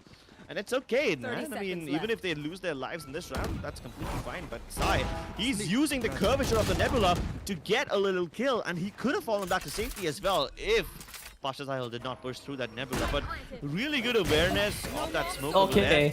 Team Flash comes in, but somehow he's still alive. Not for any longer, though. Once again, he's burning. He just doesn't care about the Molotovs. He's just a little too used to the heat. Of course, when a player with such hot hands and such great caliber is on the server, you wouldn't expect anything less from him. If he uses the Seekers right now, he will find the positions of all 3 players, but unfortunately, the crossfire is a bit too strong. A fake flash might allow him to get the kill onto Pasha Sahil, but he'll be able to win. Pixels also helped him out. And that is the way how Team Valor are able to put the 9th round on board. They're inching closer and closer. And at this point, Team EXO start to sweat a little bit. Ghost has the insurance policy in the form of the operator. They want to shut this game down right here and now. 3 ultimates available as well. One of them is the Seekers, one of them is the Cosmic Divide, and the Hunter's Fury. So yeah, this could be a very good set of ultimates to deny the plant. Absolutely. Absolutely. But again, even Valor have their neural theft as well as Hunter's Fury available. So anything can happen, honestly. Here comes the Hunter's Fury. Possibly take down the operator? No, really. I mean, it's the jet, of course. But they do get some information. I mean, Hunter has used his ultimate 4 times. 3 of them were at the very beginning of the round. Only once he used his ultimate to help his teammates get some entry frags towards C, but that was followed up by men. Oh my god, and now Sai has an ultimate of his own, and he's using it at the most crucial moment. He's using it to defend his teammates and cover them up as they try to walk into the side. They're taken down, and these guys are picking up all the kills, but finally Buster and Bullet are able to make things work. I know They lose exactly too many of their players in the process, but hey, at least they're able to get to the site, and with the neural theft, they now know that the plant is safe. Yeah, pretty much. But the Astral Divide is available as well. And look at the Cypher. He's basically dead. Like a Half-Blood Prince. Concealment. I don't think the Astral Divide will be of much use over here. They're playing from the site. If you do use the Astral Divide, you'll probably use it to cover short and long. So, yeah, they're just gonna have to go in for these fights right now. And they don't have any utility to make sure that they can win these fights. They'll just have to use their aim. The turret can totally reveal the position of one of these players, but it doesn't break the crossfire, and Team Valor win this. This was the buy round, Salty. This was a very important round for EXO to win. And now with barely any money in the pocket, EXO are gonna have to go for either a force or yet another eco. There is a very real chance that this game might go into overtime. Pretty much. If they go on eco this time around, I guess this is pretty much done and dusted. But again, you might never know. Even the last Haven match was pretty sketchy. So yeah, Team Valor mounting this comeback. It's insane actually the way they got this stitched together from an almost impossible position. But Team EXO, I guess the ball is on their court right now. It has been them dictating the flow of the game pretty much since the start of it. Team Valor, they've been trying to chase. Oh no. Wait, no. Okay. Okay. Oh, wait, what? A buster? He didn't even care. He didn't even check there was a flash coming through, but nonetheless, 3 frags in real quick succession, and Side Dreams is already on the backlines. The Guardian and Hunter. A backstab to a backline attack. I mean, I don't even know what I'm saying, but yeah, Hunter, he finally finds Side Dreams 3v3. They kind of ignored the angles, but they knew that Sai was going to be on the backside, so they predict his movement and already counter-position him. Now this Cosmic Divide will help them go for the plant safely. Unfortunately, the lockdown is not available from the side of Team EXO. And again, they can't use the Cosmic Divide just yet. Oh my goodness. This is what happens when Team Valor push their own Cosmic Divide. They're able to catch EXO off guard. It's a 2 versus 2 right now. They're about to jump onto him, but Hunter is just a bit too precise. This guy, he's picking up all the frags and a 1-tap onto Blackhawk. That was a pre-fire too. Hunter stopped fragging for the whole team right now. He's the best player on the server currently. And Valor on the verge of pushing this game into overtime. This is the final stand. Team EXO are running out of options, they're running out of rounds, and they're running out of patience. This might just be a repeat of yesterday. Team Valor were able to win on Haven in another tournament just yesterday, ladies and gentlemen. And EXO, they were leading by such a massive margin. They concede 7 rounds to Team Valor in a row, and now they might just concede the 8th. Unless Ghost has something to say about it with his operator, but there's an operator on the side of Pasha Sahil as well. Both the Jets with the operators and the running back available. This extra life might just help Team Valor liberate the area that they need. The drone going all the way inside, and Buster does not care. He's pushed all the way into Garage, and because of this, Bullet is able to follow up too. The timing is perfect. They don't know he's over here. He might just be spotted out because of the drone. But before that, he can probably catch Blackhawk. And now there's no controller available for them. No Cosmic Divide as well. Exactly. He knows exactly where Bullet is, and he sprays him down to perfection. 4v4. Team Valor yet to find any sort of control in the entire map. Look at their positioning. They're still holding the back lines. Team EXO just waiting for them to arrive. Wimp in prime position. He knows that he can deny the B execute. He does have those nanoswarm placed, as well as the alarm bot. Just waiting to welcome them. And there's again 2 guys in garage as well. They want to push them back, but I guess the sound cue has been given in. Hunter immediately reacting to it. Sai, Scanning ahead. will he be able to pull this off? That's the question. The Phantom Spray comes in, but Hunter, he reigns supreme over there. I guess this is the time when Wimp has to step up for his team, but he has been completely shut down with that Nebula. Here comes the lockdown as well. But nobody faced with it. How on earth would you have ever expected that? How on earth would you ever expect the attackers to push through? I mean, they wanted to destroy that lockdown probably, but it wasn't even that push. It did not even come in that direction, and now we have overtime. Wow. Oh my goodness. Valor decide to go aggressively at the worst possible time, and they catch EXO off guard. These bunch of unorthodox decisions actually pay off the round for them. And they win. I cannot believe this. 8 rounds in a row. Consider this, Salty. When the first half ended, Team EXO was leading 8-4. They concede no rounds in the second half. They win 4 in a row once again and get to 12-4. From 12-4 to 12-12, Team Valor have made a near impossible comeback, and they are nothing short of gods right now. This is just absolutely unbelievable. I cannot digest the fact that Team EXO lost 8 in a row. How? And they lost to what? Just slow pushes? They lost it to post-plant aggressiveness? And they lose it to unorthodox angles. This is something that EXO could have very easily predicted if they used their Sova and Sky utility on time. But I can't even blame Sai and Xcali right now. Team Valor, they actively make... Hey, don't get me wrong. In post-plants, Team Valor actively make dumb decisions. But they work out for them. You know why? Because EXO never predict them. Consider this. How many times have EXO used the Cosmic Divide in the post-plant situation? Like 3 or 4 times right now? And every time that Cosmic Divide is useless. Why? Because Team Valor literally ignored it and decided to play ahead of it. They use their own Nebulas for cover. They push through their own Nebulas after the spike has gone down. What does common sense dictate? The common sense says that after the plant has gone down, the attackers should hide and hold crossfires. But no, they push and they still win. Like, that's just ridiculous. And they did not even push in the direction where the lockdown was placed. I mean, if they couldn't push to destroy it, I can understand that. But no, they pushed it just to get kills. And I don't know, man. This is just so much unorthodox stuff. And Team Valor are actually making this work. These are not very polished or very unorthodox strats, but they just look so precise when they're used against EXO. It's almost like they're their kryptonite. It's almost like Team Valor have a sixth sense about what their opponents are about to do. But now they need to pull this off once again. They need to check all the angles carefully. They haven't checked for the Astra in the corner. Pixels might just win this duel against Coast, and that happens. More concussive utility put down so that he doesn't get traded out immediately. And Buster is in such an aggressive position. There's an AWP as well to cover the retreat for him. Unfortunately, the AWP can't see much because of the Nebula, but that's completely okay. Because now the rigidity comes on raining in. Oh my goodness, Pasha Sahil, he's blind, he's concussed. Only Hunter can save him right now, but Hunter's good for only 1 kill. But now that Pasha Sahil's got his eyes back open, he's able to get one more. Boiled it down to a 1v1. 30 seconds left. Absolutely anything can happen. 14 seconds for the recon bullet. Will he be expecting this aggressive position from Sai? Out of charges. And Sai's also not going for the plant. He wants to pick up the kill first. He knows that Bullet is very patient, and he wants to punish him. Revealing area.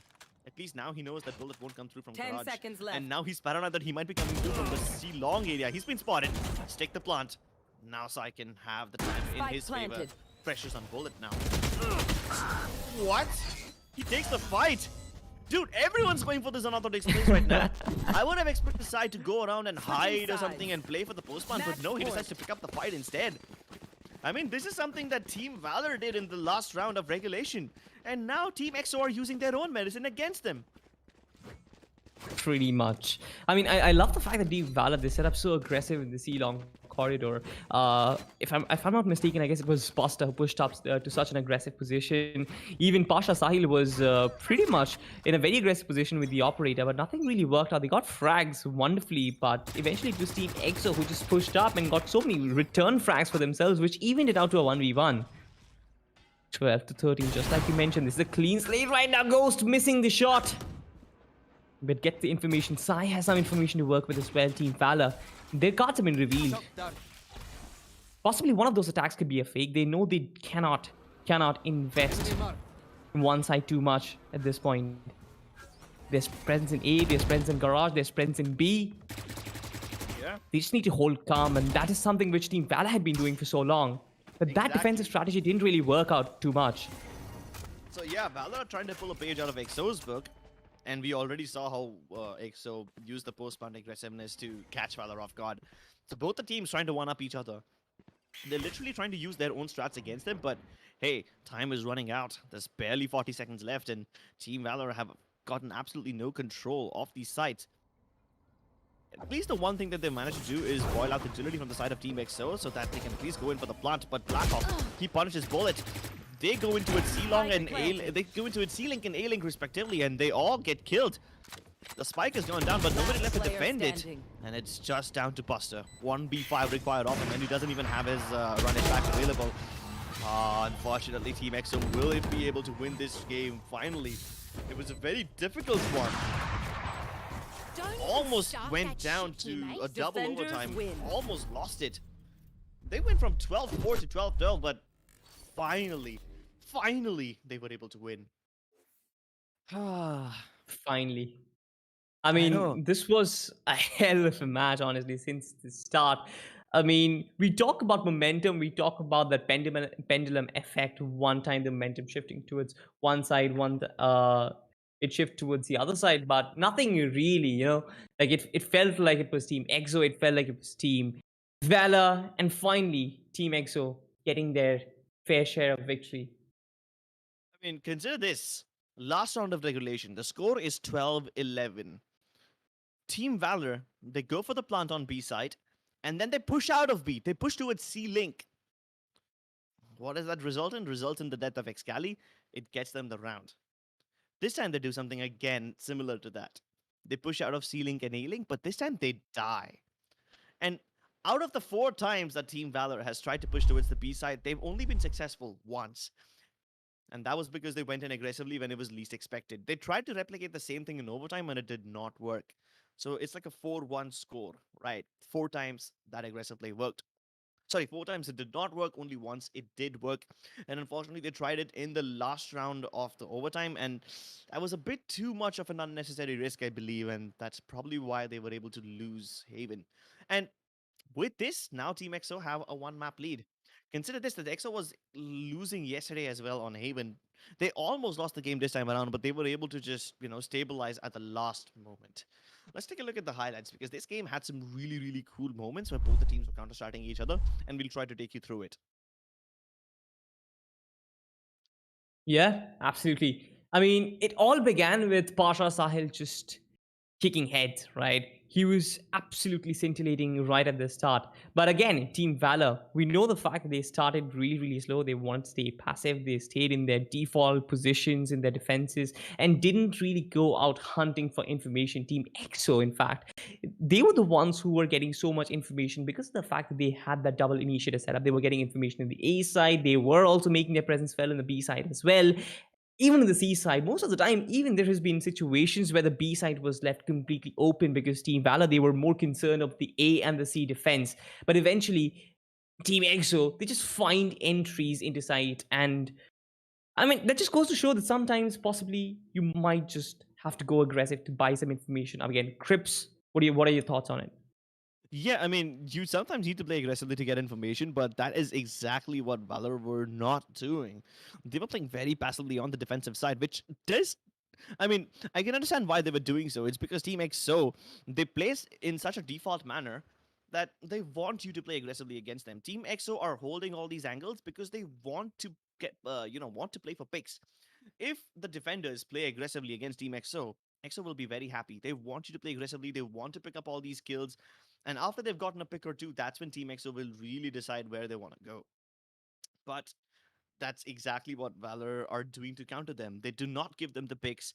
They make they make Team EXO become a little desperate. They make them wait for like 30, 40 seconds. And after Team EXO have no information or no picks, they go in towards one of these sites. Now, unfortunately, in the process of playing defensively, Team Valor don't give EXO what they want, but they also are kind of delaying their own rotations, which means when EXO finally does hit the site, they will be, they will be faced with almost no resistance. And the rotations from Team Valor were really late because of it. So it's kind of like a double-edged sword. You don't give EXO the early picks because of your passive play, but you end up giving them the freedom to hit the site whenever they want, and then the rotations are late. So it's like a double-edged sword. You really can't, win against them in both the sides that way. So yeah, I Yeah. mean, it sometimes works, sometimes it doesn't work. In the second half, though, I have no idea how Team Valor were able to make this comeback work. Sometimes it felt like they were just punishing Team EXO or playing a little too aggressively, kind of like using their own medicine against them. The other times, their executes were just so strong. Like they go in for all these utility plays, which basically render the players of Team EXO useless. But then every now and then, Excali or someone or the other will step up. Like this triple kill from Excali was massive, but still, it did not net him the round. And the utility usage from Team Valor on the aggressive side is just so good. I mean, they use the smokes to cover off the crossfires. They use the molotovs to clear up the more common angles. Sometimes Hunter uses his Hunter's Fury right at the start to give his teammates an advantage as they're rushing into the site. And then this is the round I was talking about. Like, there is a lockdown placed, but you push out and you try to get those kills. You just try to escape the lockdown. You don't even try to break it. So even if Team EXO would have expected you to play aggressively after planting the spike, this is not the direction they would have expected you to go inside.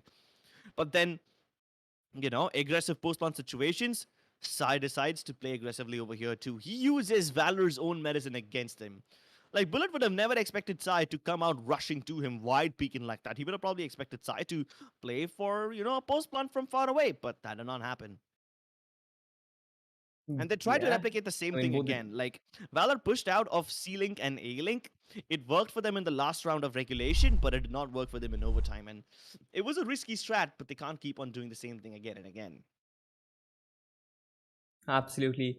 I guess this entire map of Haven kind of sums itself up, right? There was a momentum one time. It was I talked about it once again when I got stuck. I've mastered the art of freezing myself on camera, but doesn't really matter. We'll come back on the map of Bind because it's a little bit hot, and I guess I won't freeze anymore. We'll see you guys very shortly, ladies and gentlemen. Don't go anywhere.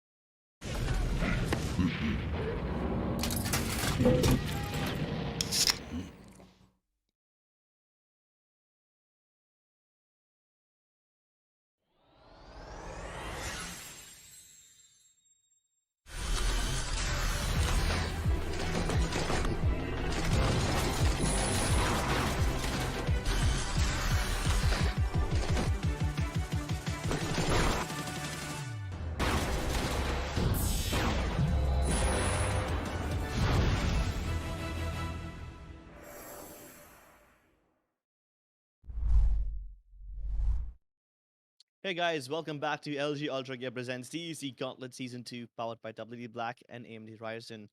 Um, what can I say? That was a very lengthy game. It should have ended an eon ago, but it went on to overtime. It went from 12-4 to 12-12, and finally EXO were able to edge out Team Valor. But hey, I love the way how Team Valor were able to mount that comeback. Let's take a look at what happened in this whole series overall by looking at the map veto. And this was just Haven. And this was Team EXO's pick. If they struggle on their own map pick in such a horrible manner, I can't even imagine what's going to happen on Bind. What do you think, Salty? Again, pretty obvious answer. I feel like Team Valor might pick this up and we might go to the map of Icebox. But considering the way they played on Haven, I wasn't really very sure that this map is going to be very long. But then they mount a comeback of I don't know what proportions, and I didn't really expect that. But if they pull off certain unorthodox plays on a map like Bind, which sort of favors those unorthodox play styles, I wouldn't be sure if Team Valor absolutely bulldozed Team EXO in this one. Well, Team EXO are the kind of team that play very split up, especially on Bind. We might not have seen something like that in Haven, but I'm pretty sure we will get to see something like that on Bind. And in that situation, Team Valor and their defensive playstyle can actually help them out quite a lot. They do play aggressively sometimes, only when they think that they have no other option. But other than that, they just hold their ground, and they're a very level-headed team. They don't make any preemptive rotations. They don't make any random decisions based on just hunches. They don't often hunt for information, but that's okay because they seem to be doing just fine without it as well. So, this bind map is going to be an absolute pleasure to watch because this is two very different ideologies clashing against each other right now. At one point in Haven, the team started to literally counter each other by using their own strats against them. And if that happens in bind, then I will definitely be very, very pleased. Yeah, absolutely. We'll move on to the agent selection, and I really want to see what agent composition do we have in store for us because there has been that traditional meta of a double controller as well as a double initiator. I'm expecting that. Normally, we don't get to see sentinels on this map, especially in the current meta, and we do have it. We do have it. Okay, so we do have a Sage instead of a double initiator. Pasha Sahil is playing a Sage this time around. Hunter locked in on the Sova. Pixels on the Viper. We have Strokey on Brimstone as well. No surprises in the controllers department. Bust on the Race as well. Things are pretty standard. On the other camp, though, we have Sai, who is on the KJ. And again, a typical Sova as well as a Sky from Wimp and Ghost, respectively. Blackhawk on the Brimstone and Excali on the Race. What do you think, Crips? Blackhawk is picking up a Brimstone instead of the Astra, which is fine on a map like Bind. The Orbital Strike can be of very good value over here. But consider this. Team Valor have a double controller setup. The Viper and the Brimstone. Whereas Team EXO have a double initiator, the Sky and the Sova. And guess who's playing Sova this time around? It's Wimp again. Saya has gone back to the good old Sentinel role. And Wimp and Saya have been exchanging roles in the last few weeks, but now they're back to their original style. Seems like these guys don't want to take any risk this time and they just want to play in their comfort zones. Both the teams using the Brimstone as the default controller, which means they will have a limited amount of smokes available. But then Team Valor have the Viper as well, which means on defense, they can put up those toxin screens and challenge EXO to come their way. And on the side of attacking, they can use both the utilities everywhere. Currently, Valor have already put down the toxin screen on the A site. But they aren't hitting Aces here. There's two people outside of bathrooms, one in hookah, and let's see how this pans out. Pretty much Excali in an advanced position does have Wait. Pixels. He just one taps this guy, and Excali is already buried 6 feet under. Yeah. Very big setback for Team EXO right off the bat. And after getting that kill, they are committing towards the A site. Unfortunately, they don't have complete control of the site just yet. There are still some defenders available over here near the U-Hauls area, but now they concede it. And they will probably let them go for the spike plant. But they're challenging them towards U-Hauls, and everyone's fighting over here. It's just bodies being dumped into these little corridors. And everyone just wants to pick up as many frags as possible. Pixel's caught off guard with a little smoke in hand. And it's balled down to a 1v1. Literally every single player on the server, except for Excali, died inside of U-Hauls. And now take a look at what Strokey's doing. He's going for a long rotation. And he will be able to catch him, but no! He missed a few shots, and he's lost his advantage right now. And Wimp has a ghost, which means even if he lands a headshot, he will have to land 2 shots to do it, but Wimp is still able to do it. Strokey had such a massive advantage, but he kind of panicked over there, and Wimp is able to win that game. Ah, poor Strokey. Not the best start for him this time around, but hey, you gotta consider that he had a massive advantage in position. Like, he was able to go all the way around the U-Hauls, and that is something Wimp would have probably never expected. Pretty much. And I also love the fact that this is just the start of the game. I feel like there's a lot of there will be a lot of chances for him to kind of make amends, but just the first round, Team EXO. And here we go. SMGs across the board again from Team Valor. We can see some light shields, a sheriff, and 4 SMGs again. So this has been forced by from Team Valor. I guess they are the ones who are repeating Team EXO's strategy. Recon that comes in. Both the players will be spotted, but will they be able to shut down the aggression coming in from Team Valor? Again, Buster getting Blackhawk already. That is man advantage established. Ghost really pushed back with the use of the Owl Drone. And they're already trying to pinch them with the help of Pasha Sahil in B long corridor. Wimp has to hold this down to perfection. But look at this. Buster finds Ghost with the spans down and gets a kill for him. Wimp will try and go aggressive, but he knows that B side has been compromised. Yeah, he will much rather just run away from there and save his life. You gotta feel really bad for Blackhawk though. There was so much utility committed to kill him. The snakebite made him vulnerable. The shells just basically destroyed him, and then they sprayed him as well. Almost everyone's coming in from the teleporters, and the paint shells will hold them back for a little bit. And that is just a bait, because there is the brimstone directly underneath them, and now this time Strokey does not miss. He's got all 3 frags, more than making up for what he whiffed in the first round. And that is the way the cookie crumbles. A flawless round for the side of Team Valor. And they basically demolished Team EXO and all their hopes of building an economy. Jesus, that was disgusting, Strokey. Those were some ridiculous shots, and it's not like he was struggling either. They were all panicking at the sight of Strokey, and almost all of them were caught off guard, and Strokey had 3 easiest kills of his life. Really good stuff. Just let loose.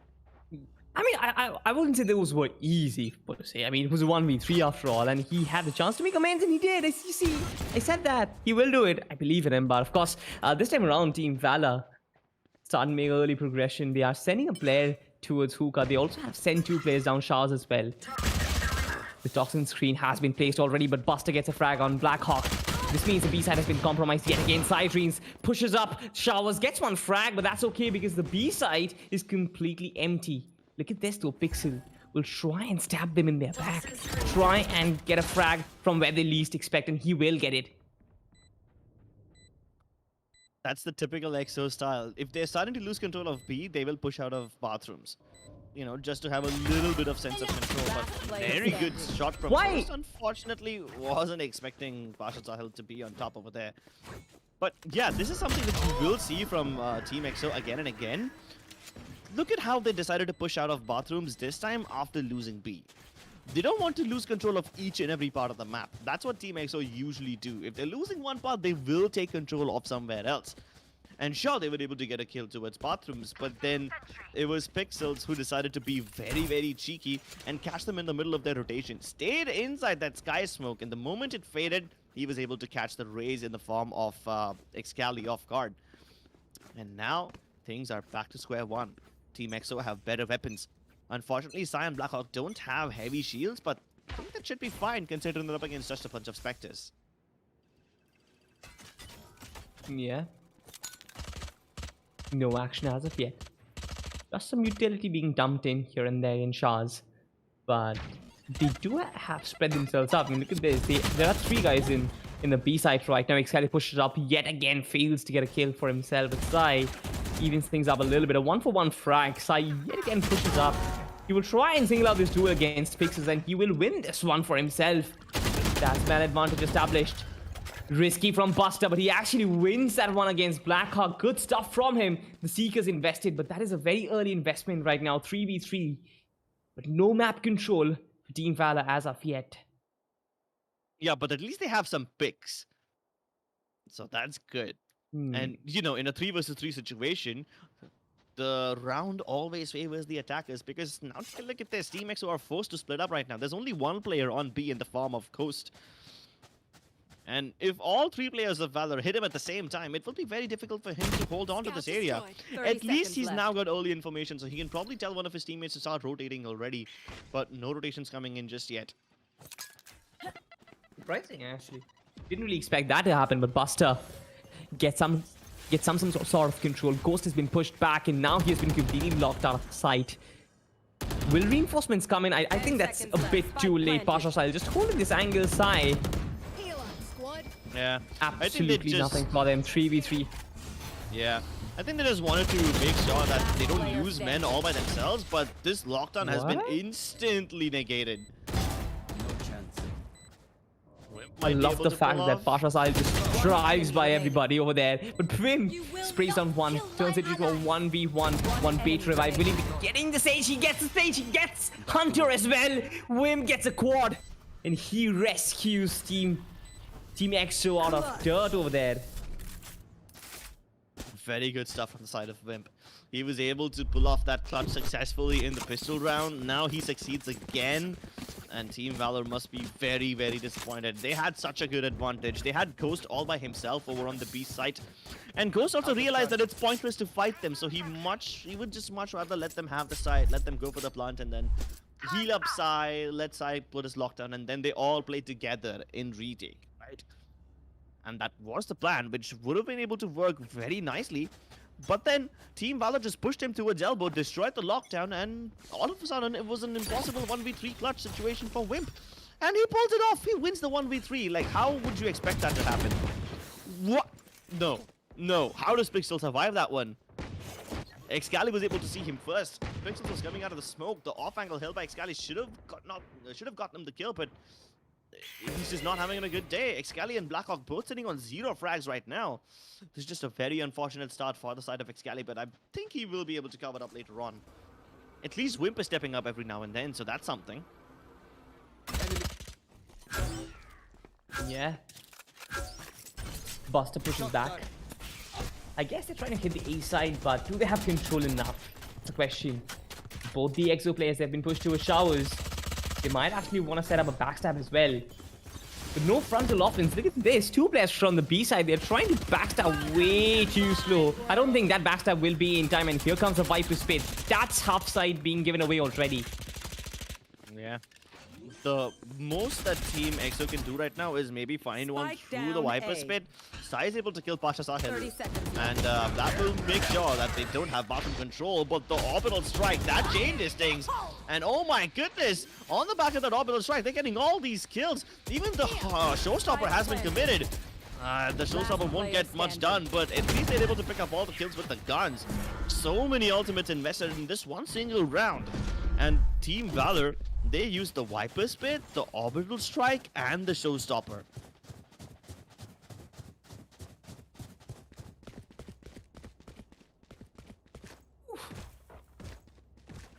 Complex rounds, honestly. I mean, you know, Crips, being a silver, this is actually tough because these players are just so good. I kind of feel sad I'm not as good as them.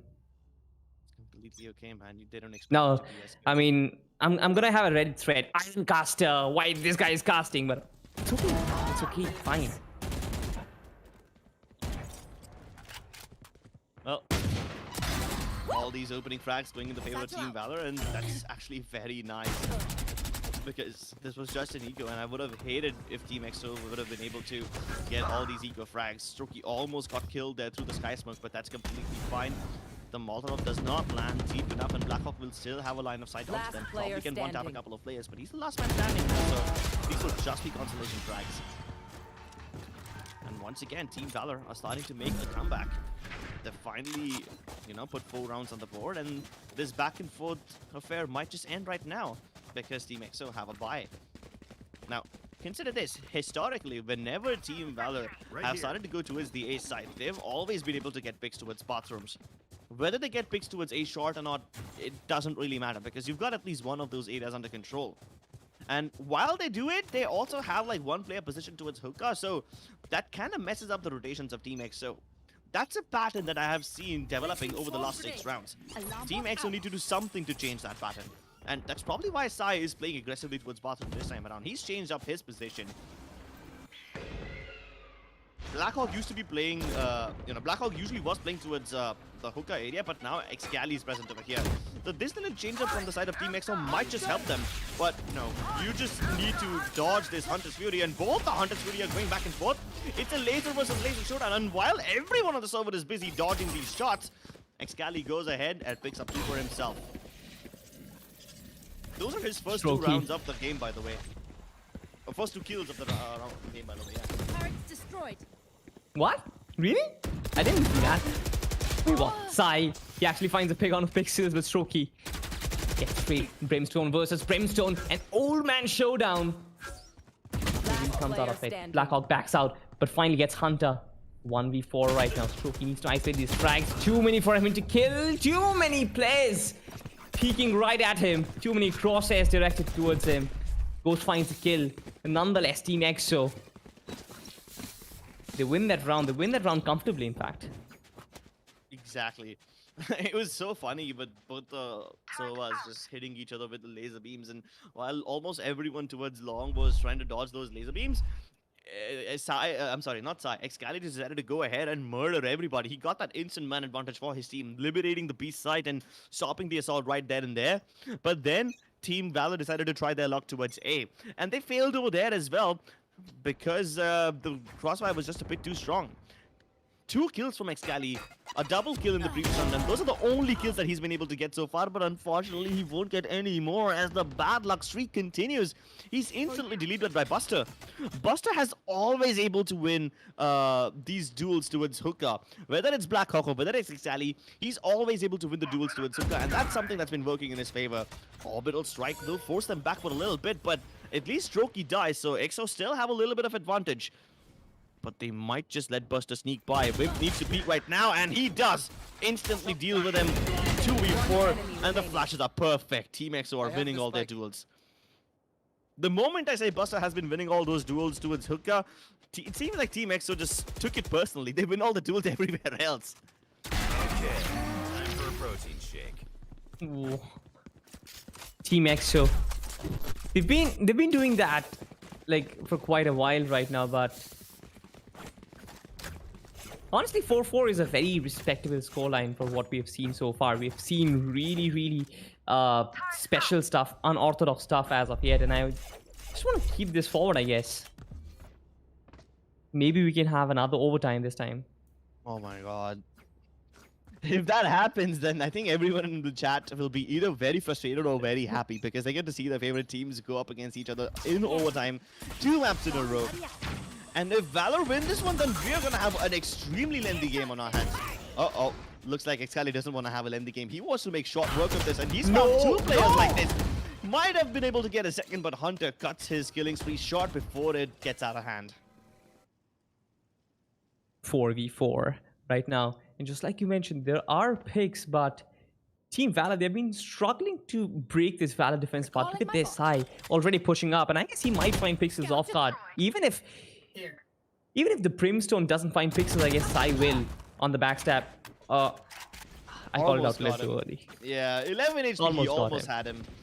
But yeah, 3 versus 4 situations looking up from the side of Team Valor, and the best part is, Team EXO did not have any information up until now. The Seekers will probably reveal all their plans, and the plans are foiled. They know that Team Valor are heading towards the B site, but if Valor want, they can still go towards it. They have 40 seconds left. They will wait a little bit, but now they start to move in. They saw Wimp cross into the side, and that's probably who they'll focus on first. Unfortunately, Excali has no backup right now, but luckily they don't check for him, and he'll be able to get them both. Almost got them both. Buster on 10 HP. He knows what the last player is. Barely any time left to plant, so he will go for the fight, and he will win the shot. What? Buster wins all those impossible duels. This is Hookah, and this is his home turf. You cannot win against Buster and Hookah. I mean, that man got dinked in that duel against Coast. For sure, he did get that kill. That's fine. But how did he manage to get the Brimstone over there? That's absolutely insane. I thought that Blackhawk would know exactly where Buster is going to come from because he gathered the spike. He got the frag as well. But now this man just dinks him and kills him in one shot. And it wasn't even Some a really one-tap good of individual sorts. plays as of yet, man. Yeah, really good individual plays. I mean, like I said, both these teams are kind of relying on individual plays right now. Team Valor a little bit more than EXO, but hey, as long as these individual players are popping off, I am completely fine and happy with it. I love seeing one of these crispy shots, and this wasn't even a one-tap of sorts. He basically spray controlled him as he was duck sliding towards the right-hand side, and that is ridiculous. That kind of stuff, it kind of throws off the aim of your opponent, and both the players had only headshot angles to work with, so they could have never gone for the full body sprays in the first place. Yeah, I thought that, I mean, at 10 HP, I almost thought that he had him, but nevertheless, it's in the past right now, and 4v5, just like I mentioned, it's a very respectable scoreline. It can go any way. I mean, after all, from 12 to 4, it went to 12-12, so 4-5 is a much better scoreline to work with. But look at this time around, Team EXO, they're hurtling up outside the Shah's region. Excali pushing up. Might almost get sprayed down. I think everybody knows it's happening. And Pixels might just spray him in. Yes, they will. Ghost even tried to Exo, heal him oh my up, God. but Ghost himself got down to 36 HP in the process. He tried to save Excali, but that was a lost cause.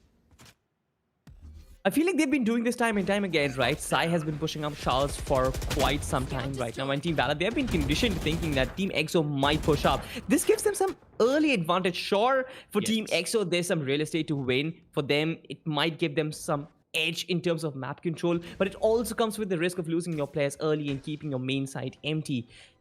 The trade-off? There's enormous risk, and just like we called it, it's a very big gamble, and Team Valor, they were just waiting for Team EXO to do that. They have an easy frag. The orbital side doesn't do much except for pushing Blackhawk out of tower, but they almost line up for him. Two frags traded from both the sides, and they now go for a classic switcheroo. They teleport back to the B side, and there's nobody here to defend it. Sai has been caught at crossing, and Buster overextends a little bit, turning it into a 2v2. But hey, at least now they know where Sai is, and they had a complete confirmation that Wimp was still towards the other side of A, so they can go in for the plant safely right now. Lockdown comes in 11 seconds.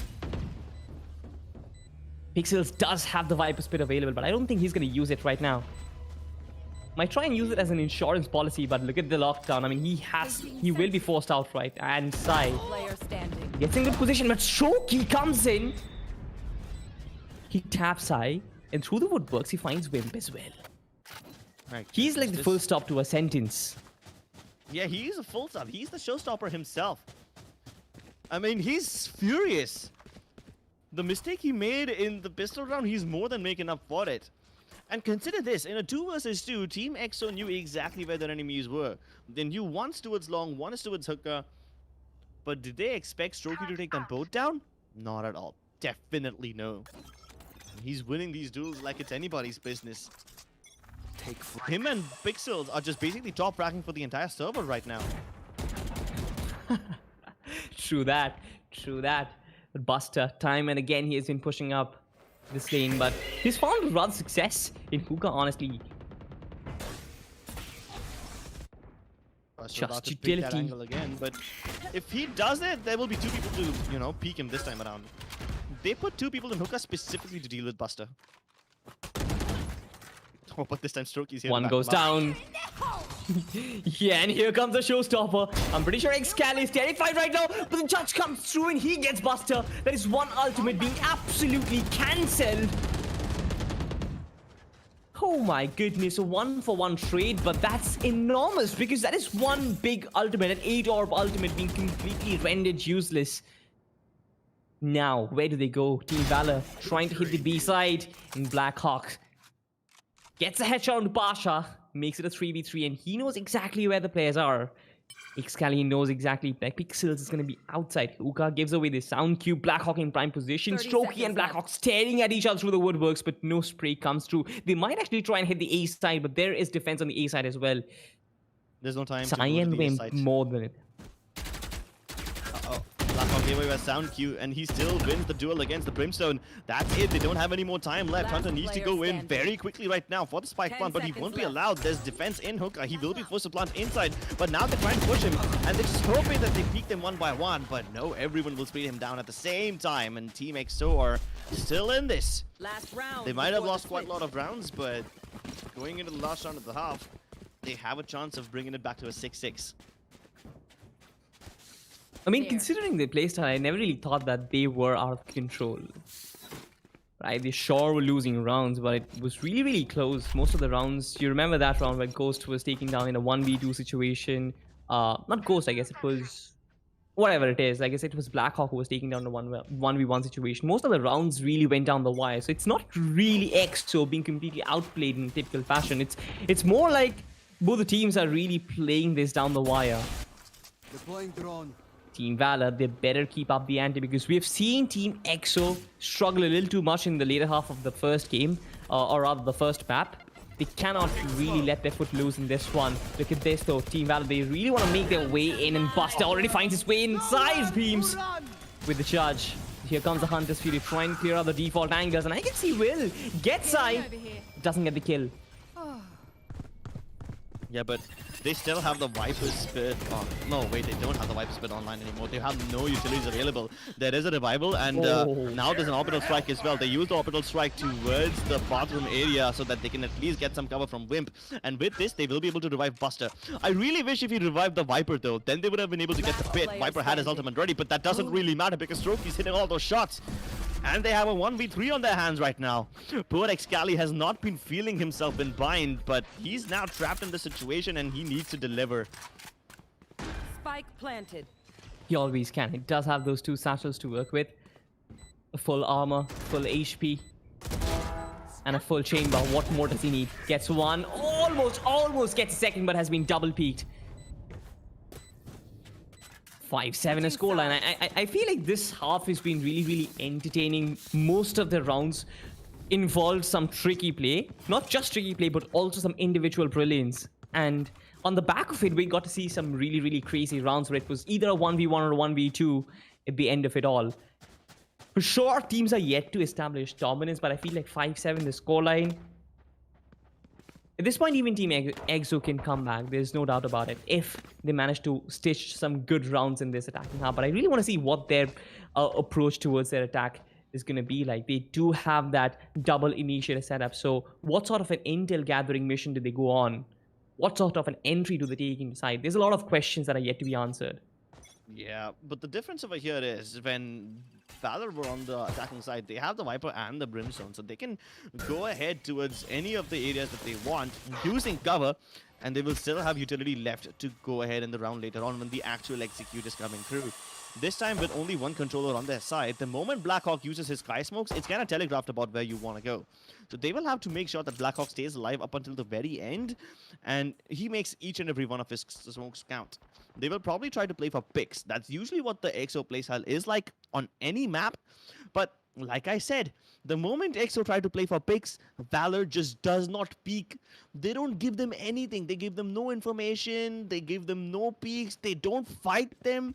They want EXO to walk into the site, and that's when Valor will destroy them with their crossfires. Good pieces over there. Look at the right kicks coming through. Strokey. Okay, alright, fine. He gets Excali.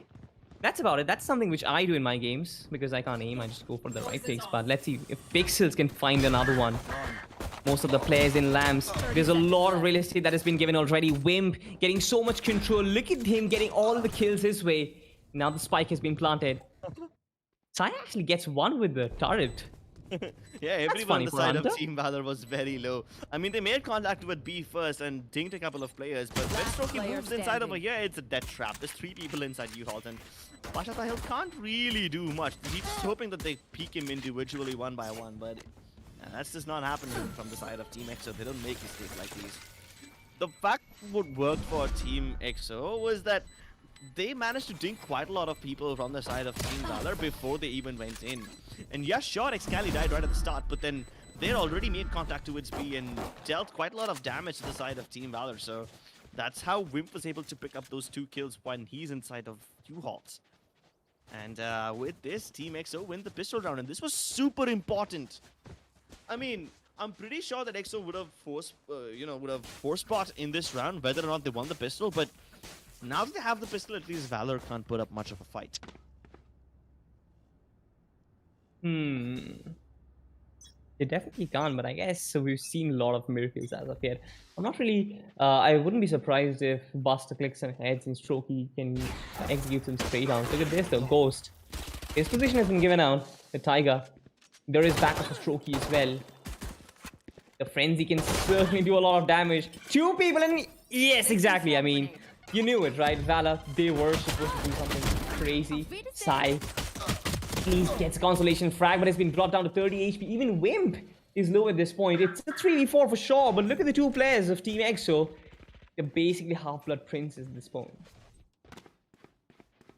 But at least Half-Blood Princes have a little bit of magic available for them. These guys have nothing but a bunch of pea shooters. No utilities either.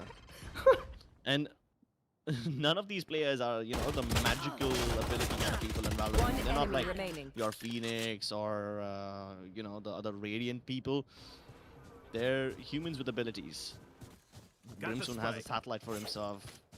Sova has a bow and arrow. I think the only person over here with supernatural powers is Sage on the server. 30 That's seconds pretty left. much it. And Sky. But that's okay. That's just a little bit of Valorant lore. Unfortunately, the only lore and story that Hunter is interested in is him being the hero of the story and him clutching out his 1v3. But let's see if the story has a happy ending or not.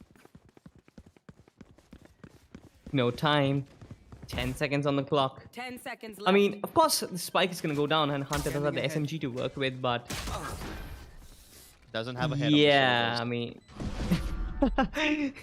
because Wimp took it down. shoulders. Yeah.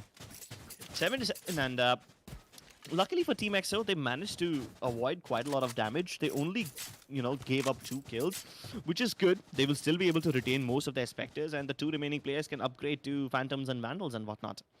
But here's the thing, Team Valor, everyone has Phantoms and Vandals, which means they'll need to make these Spectres work. Excali will have to satchel into a very close position and, use it in their faces. And somehow, Blackhawk is going to have to provide him cover. Ghost will have to flash for him. They will need to get Excali into a very close position so that these Spectres can actually yield them something or the other. And right now, those 2 players are heading down bathrooms. Uh-oh. Killjoy got spotted, but that was such a good bait and switch. Very good setup over there from the side of Team EXO. And Sai, he basically baits out as if he's very vulnerable, and then Blackhawk covers up for him. Lovely setup over there, but Strokey has some lovely shots, and maybe this round isn't over One yet. enemy remaining. Oh my god, he's got the spike loose! Down B. Oh, this is very doable right now. The bait and switch setup from Sai and Blackhawk was very good at the start, but now Sai is alone and his teammate Blackhawk has died. And there's plenty of time available. Strokey has an ultimate too. And consider this, if Sai, if he comes up close to retrieve the spike, Strokey's ultimate will leave no room for him to walk away. And he's even predicted that he will come from long. Sai is picking up the orb, which means now he's got the lockdown. Both of them have their ultimates available.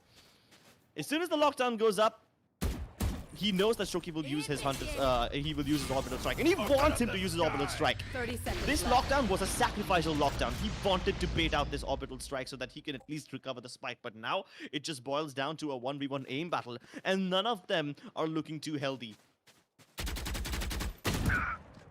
Spy being spotted. I got the spike. Freedom comes in. Not a lot of HP to work with for Strokey as well. The spike has been retrieved. 10 And there is seconds time on the left. clock for him to go and plant it. He's gonna plant it towards the other side, which means he can move in towards the defense Spike spawn right planted. now. And Oh, no, he no, knows no, no. exactly where Strokey is. He's turret! busy dealing with the turret, and Sai kills him. What a sweaty round. I was basically so worried over there. And that sacrificial lockdown to bait out the orbital strike from Strokey, it was perfect. It actually was. I mean, there could have been so many different outcomes of this, right? They could have done so much differently. He placed the smoke, Sai could have walked up to him. He also predicted the Sai's gonna come in through long as well. And then they go back, collect the ultimate orb, use their ultimates in that round itself. But finally, it was Strokey who actually couldn't deliver over there. Sai just establishing his dominance yet again, but Excali really, really close on the Pixels, and Pixels really sprayed down. It's not Excali, it's actually Ghost who gets a frag, but that's okay because they have Shah's control already. There's only one guy that's Strokey in a shot, and that's basically it. There's not much defense on the B side because most of the players, they put all their legs in one basket on the B side. Talk about this. Hunter as well as Strokey, they string together some nice little frags. They just don't get the kills, but they also retrieve the weapons, and that's enough for them to work with in this round, I feel. Yeah, but now that the spike has been cut loose, they are forced to use the Seekers to find out where the remaining players are. And depending on wherever they find more players, they will go to the opposite side of that. They now realize there's 2 defenders on A, so B side is naturally the place they want to go to. Buster, though, peaks Wimp at the wrong time, and he had players behind him as well. So basically, Buster couldn't have done much, but now here comes Strokey and instantly gets his head blown off by Ghost. This was an eco round anyway, so I did not expect much from Team Valor, but hey, at least Team EXO were able to keep 3 of their guns alive and carry them forward in the next round. So that's economic damage negated. Sort of. I mean, it could have been worse. For sure, but look at this. So Team Valor, they can buy for another round. Like, is this going to be their final buy before they have to move on an eco?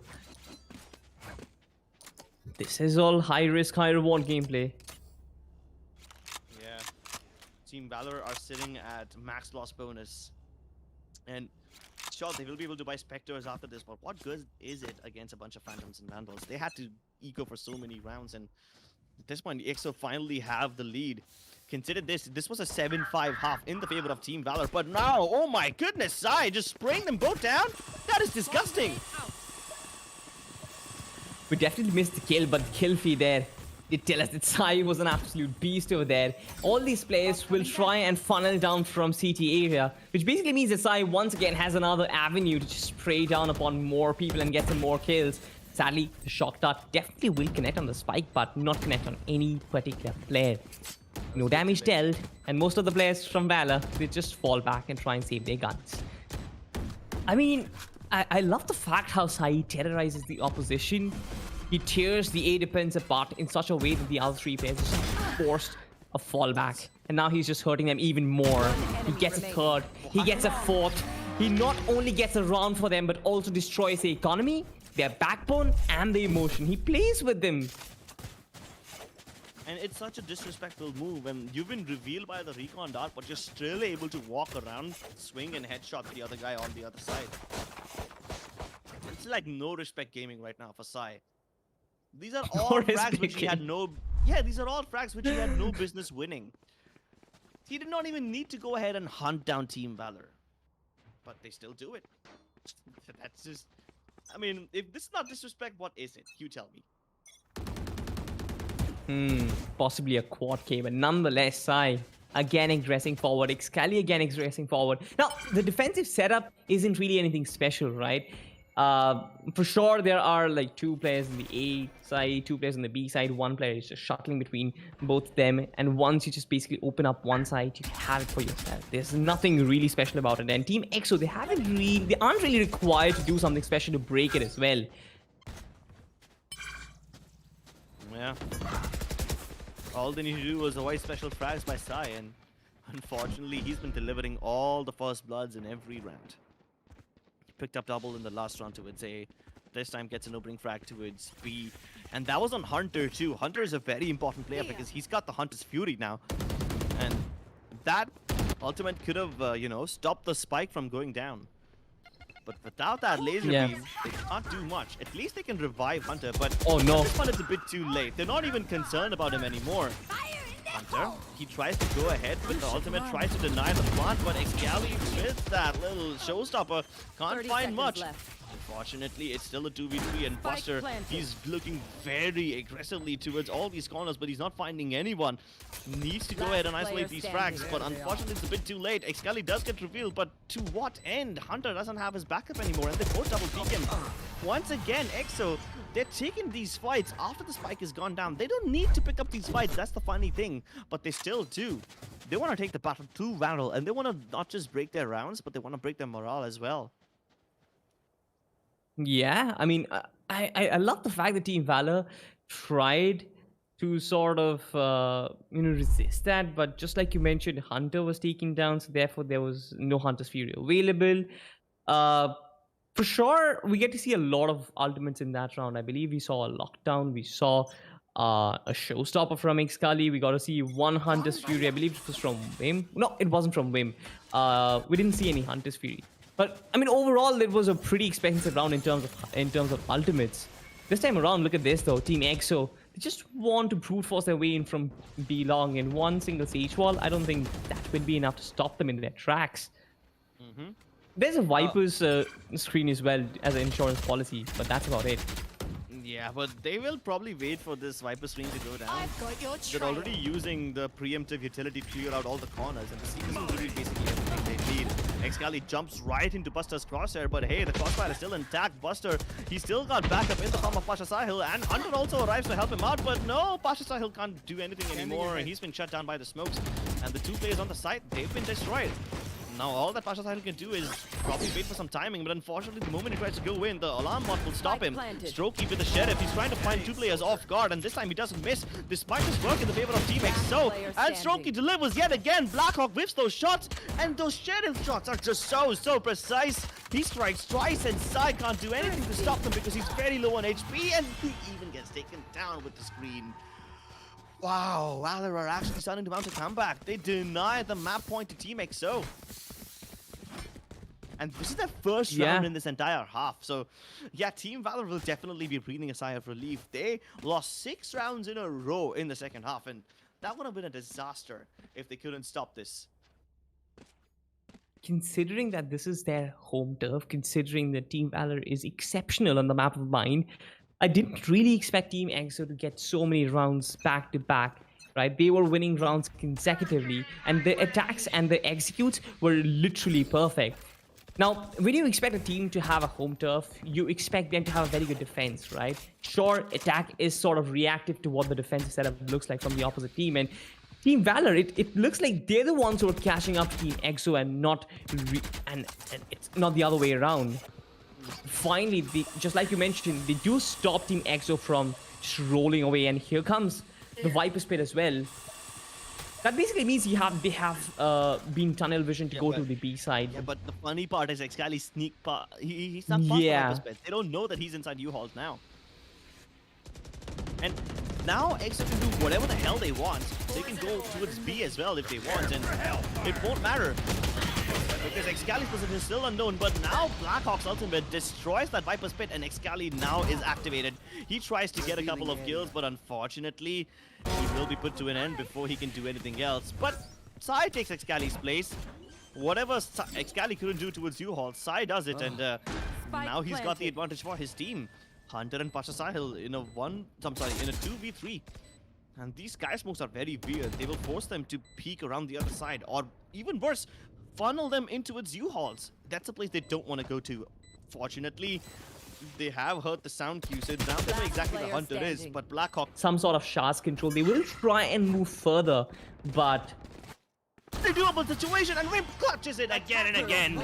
4 clutches from Wimp in one match, and he definitely is my MVP of this game.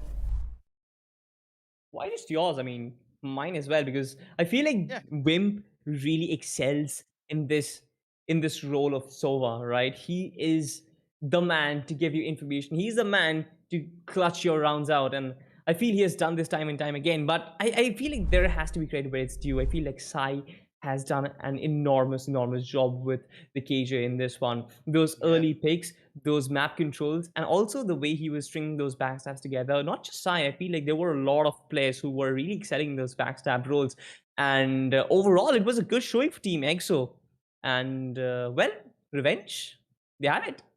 Yeah, they got the revenge. I mean, just yesterday, Team Valor was able to beat Team XO 3-2 in another tournament, but now these guys beat them 2-0 in a very clean way as well. So, yeah, definitely Team XO will be feeling themselves and they will be feeling happy that they've taken revenge.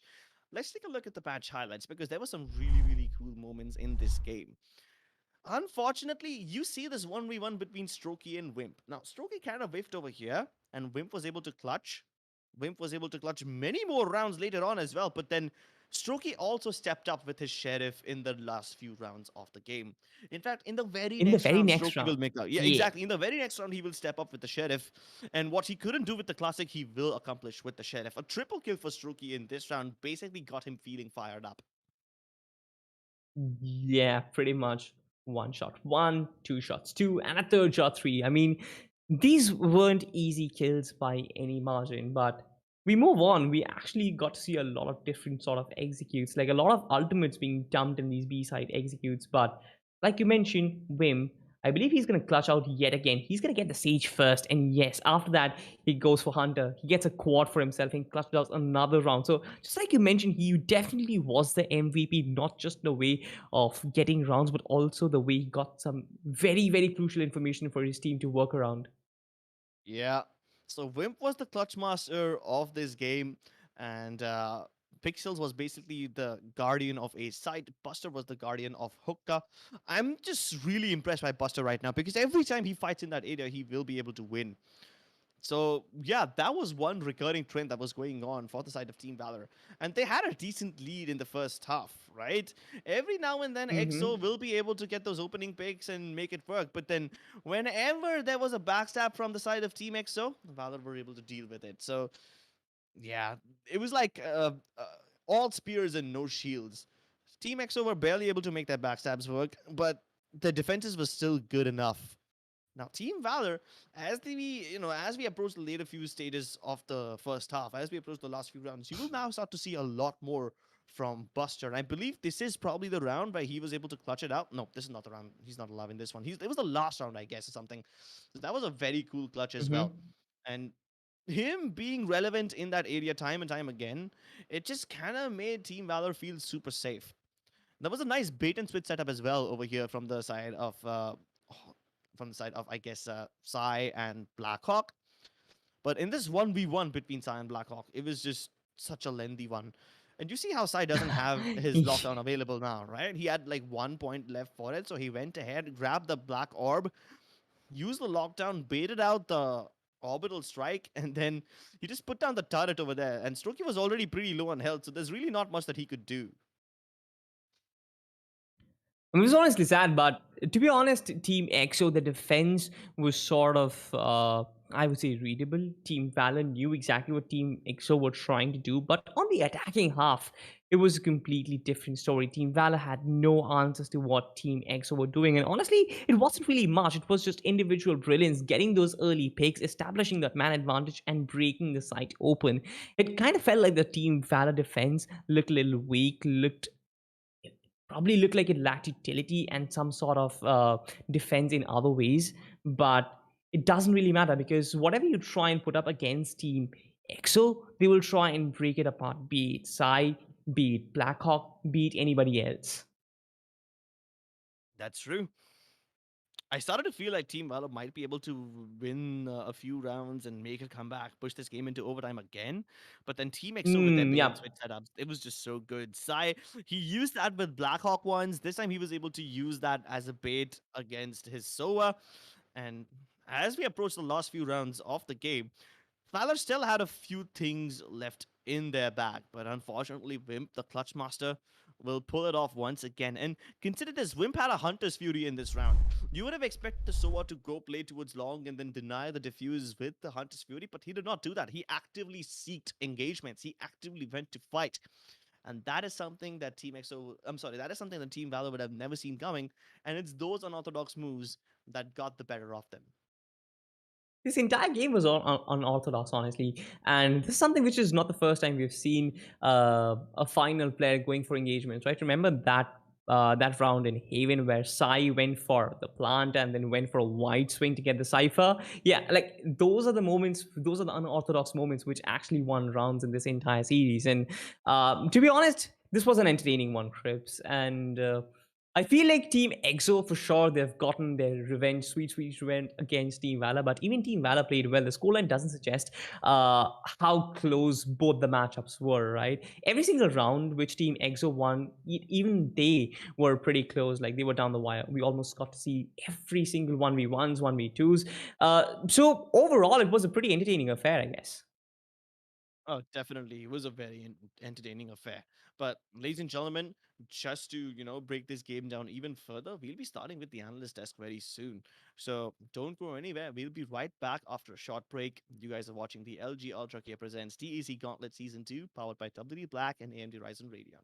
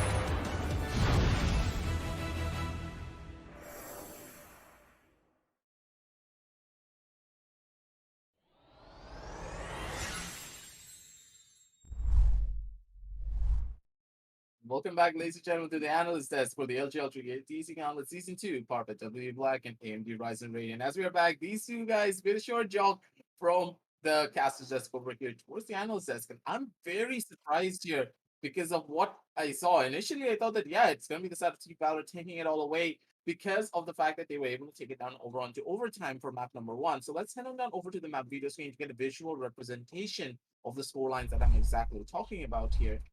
And considering map number 1, it was a little bit of a surprise, but also at the same time not a surprise because we know for a fact that this is one of Team Valor's worst maps. But map number 2, a 13-8 loss, yeah, that I never expected here. So let's head on down over to the series highlights on map number 1, and I'm gonna ask you, Trips, right at the very start. What do you think even went wrong here? Because I thought that Team Valor, they had an opportunity to win it, especially when the overtime hit. So I feel like Team Valor were a little too conditioned to making those post plant plays where they played aggressively post plant. They worked for them sometimes, but not every time, and that's always a gamble, right? Usually, the common sense dictates that in a post plant situation, the attackers will plant and then hide and then hold crossfires or whatnot. You wouldn't expect the attackers to actively seek out engagements, but sometimes they did that and it worked for them. Sometimes it did not. Unfortunately, they tried to go for the same play in overtime, and the funny part was they just did it the round before in regulation phase. So Team EXO kind of expected that play once again as soon as they saw that Team Valor were coming towards the B side. So that's what went wrong for them in overtime. It's because Team EXO had seen that play a bit too many times, and they knew exactly how it plays out.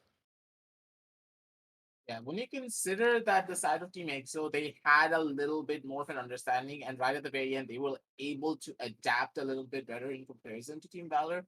That gave them the edge there, but at the same time here, Salty, I want your thoughts. What do you think went wrong? Do you agree with Crips, or do you have like another reason why the side of Team Valor were just not close about it? I guess I'm gonna look on the positive side of things. I feel like nothing really went wrong for Valor. It would be like Team EXO, they worked on their mistakes and they got better in both the maps which they lost. Generally, Haven is something which you expect Team EXO to win. Bind, not that much. But they did cover up with some mistakes. They kind of figured out a strategy. Their A backstab was working well. For sure, Wimp had to clutch a lot of rounds to get them the victory. Individual brilliance was there in both the maps, but that's not what I'm talking about. For sure, those mechanical stuff has always been in favor of Team EXO, considering they have such high caliber players. But I feel like as a unit, they played much better. They were functioning so much better considering Sai was on the KJ and Wim was getting so much information on the Sova. Every time there was a counter utility, there was something that EXO had planned to kind of help them progress to either get themselves more space inside a site or help them plant the spike. In the map of Bind, you see their attacking half, right? There was nothing that Team Valor could do. Every time they are the ones who are playing catch up to Team EXO's attack. And really, honestly speaking, I didn't really expect that to happen, considering Valor is the one who is playing on their home turf, and they're the ones who are supposed to have a very strong defensive setup. But it didn't really look that way, and I feel that is because of the fact that Team EXO, they worked up, they researched a lot, and they tried and figured out a weakness in the armor of Team Valor. Yeah, but at the same time, if Excali just hit shots like that, man, with the sheriff, like what do you do against this man? Like, honestly, tell me. He just broke down the defenses of the side of Team Valor piece by piece with just a sheriff in his hand. One tapping for days, and when you get hit by something like that, yeah, you're gonna be quite scared, and there's not much that you can do about it. But at the same time, the side of Team Valor, they went through thick and thin to finally be able to take this round away from the side of Team EXO and take it down onto overtime. But right at the very end, they were just not able to close everything out.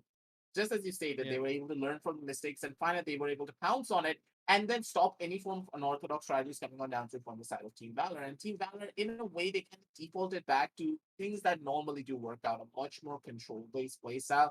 And right at the very end, the control-based playstyle just didn't work out in their favor. And it was just Sai pulling off an incredible clutch here to close everything out for his own team, being able to shut down Bullet. And one of the prime reasons why he was able to shut him down is because that was a Phantom versus a Vandal. And we know for a fact that the Phantom is just a better gun in those types of situations when you want to go in for that spray. But still, that was just match number 1. Like, we expected this to happen. We we're expecting the side of Team Exo to win because this was the stronger map. But the main consideration is, as of right now, what happened on the map of Bind here? Trips, I want your thoughts because it felt like I already called it. You know, for a fact in the analysis, I was saying that this is a map for the side of Team Valor to win. They're the juggernauts here. But Team EXO, they went far and beyond their own capabilities and just took this win out of nowhere. So I think what worked in the favor of Team XO is that when they were starting out on the defensive side, they made those aggressive plays whenever they wanted to. But they also made sure that Team Valor, whenever they were coming towards a site, they were already stacking it and they were already prepared for those pushes. If not, that they don't end up fighting one by one and they wait for the retake along with their teammates. Plus, when Wimp is popping off in clutch situations like these, there's what can you do? I mean, it's not like Team Valor made mistakes. It's just Wimp hitting these shots, and he's hitting it in a ridiculous manner. Yeah, this guy is just way too good to be true, especially when you consider his performances on this map in particular. I will always remember what happened back during the Challenger series is when he was playing for another team. I forgot the name exactly, but it was an Orgless team. So he pulled off an incredible 1 versus 5 situation against the side of XTZ when I was still playing under the XTZ banner. A little 1 versus 5, and he pulled it off onto overtime number 4. Wimp on That's this map is the most like he is so confident here that I'm not even surprised that Wimp is going to be able to take a lot of these kills and take a that's lot of these probably why clutches. Sai got him in his team in the first place, right? Because he pulled it off against him. It always brings back memories whenever I see Wimp on this map. He's just such an incredible player to look at, and I believe that he is probably one of the secret reasons why. Not really a secret, like he's one of the primary reasons why the South Team EXO were able to win this. His defensive potential in comparison to any other is just way too good. But at the same time, I want your thoughts on this, Salty. Do you think that Valor dropped the ball here, or just Team EXO, they just play Valorant way better than them on this map? I mean, you can't really generalize the fact that Team EXO will play better Valorant than Team Valor, but I feel like, yeah, it was their day. They dominated it to perfection. Team Valor, they were the ones who were in a position for a comeback every single time. Even in the first map, sure, the scoreline was close, but you remember, right? Team EXO, they were already 12-4, and after that, they started to chill a little bit. We saw Excalibur just pushing out carelessly, and that goes to show the Team EXO, they're confident and they know how to exit, they know how to close things out, and they did it in Haven, they did it in Bind. Now what really comes, there's one question though, there's always been questions regarding Team EXO and their play compositions and the agent compositions. Now something which really worked out of this one was putting him back on the Sova, putting him back in that reconnaissance mission, getting him, letting him get information and letting the others do their job. I feel it really worked out in Bind. In the map of Haven, they kind of reversed roles because Cripps talked about how Wimp and Side generally exchange their roles between them. But I feel like this is something which really works. Is something which feels natural in Team EXO's playstyle, and I feel they shouldn't really change that. As a matter of fact, they come back to their default playing style and they play so good in the map of Bind. I feel like they might even switch back to their defaults and not experiment any further. I completely agree with you there because I Mhm. personally feel as though Sai going on to the Killjoy was just so much more potent because he felt a lot more confident. He was able to use his turret for peace. He was able to set up his teams and be an actual anchor for his entire squad. Even when he used to play on the Jet, I always used to say that if Sai is stuck in a 1 versus X situation, he's always going to be the one you're looking forward to make the plays happen for your own squad. He's going to be the one to try and clutch everything out. And him on that killjoy, he has a utility now to make all of those plays happen. And over again, he was able to do it. And Wimp on that Sova, he's just so indispensable. His shock darts, his recons, and of course his 100 spear, he just gets so much value every single time. And in a way, I would say here, Crips and Salty, the revenge story has been served, and it has been not really served cold. If it was Icebox, I could make an ice pun and a cold pun. But sadly, I'm not going to be able to do it right now. And I can see that Crips is already cringing at me because yesterday I was making too many puns about his thing. No, I mean, this is a pretty hot served revenge. I mean, it's just yesterday, man. The wounds are still fresh. Even the Platlet hasn't done its fair share of job, right? So yeah, I think they were able to, regain their respect back before it's a bit too late. And like you said, Sai, he was doing really well. And towards the later few stages of the round, when EXO was on the attacking side, Sai was literally a duelist. He was picking up double kills, triple kills, just to break the side open, and he was delivering all these first bloods. So I think everything worked out in their favor, and that was a nice little wrap up from the side of Team EXO. Yeah, I completely agree with you there, my man. Because honestly, hey, Team EXO, you got your revenge story and you got it here on the Gauntlet, ladies and gentlemen. Hey, every single one of the biggest storylines here happens on the TEC channel. So why aren't you subscribed already? Hit that sub, hit that notification bell, and also hit the like button for this stream because if you want to see amazing content and if you want to see this incredible storylines play on down through every single time we host a tournament, this is the place you gotta be at, ladies and gentlemen. But for now, this is all that we have for you for today. Sadly, it was only one game, but hey, the action will always keep on rolling because at TEC, we got your back. And we're going to be back real soon with the LG Ultragear TEC Gauntlet Season 2 powered by W Black and AMD Ryzen Radiant. But before we do sign on off, make sure to also check out the links down below. Because if you want to get yourself that next big upgrade and also want to compete here on the highest caliber with all of these players that you've just seen right now, get yourself that WD Black SSD. Get yourself a new processor. I'm pretty sure that Salty also needs a new processor. So don't really worry about that. We got you all covered. But moving on down the line here, ladies and gentlemen, we're going to be signing on off and we're going to be back with it real soon with the Ultra TEC Gauntlet Season 2 on the WD Black and AMD Ryzen Ring.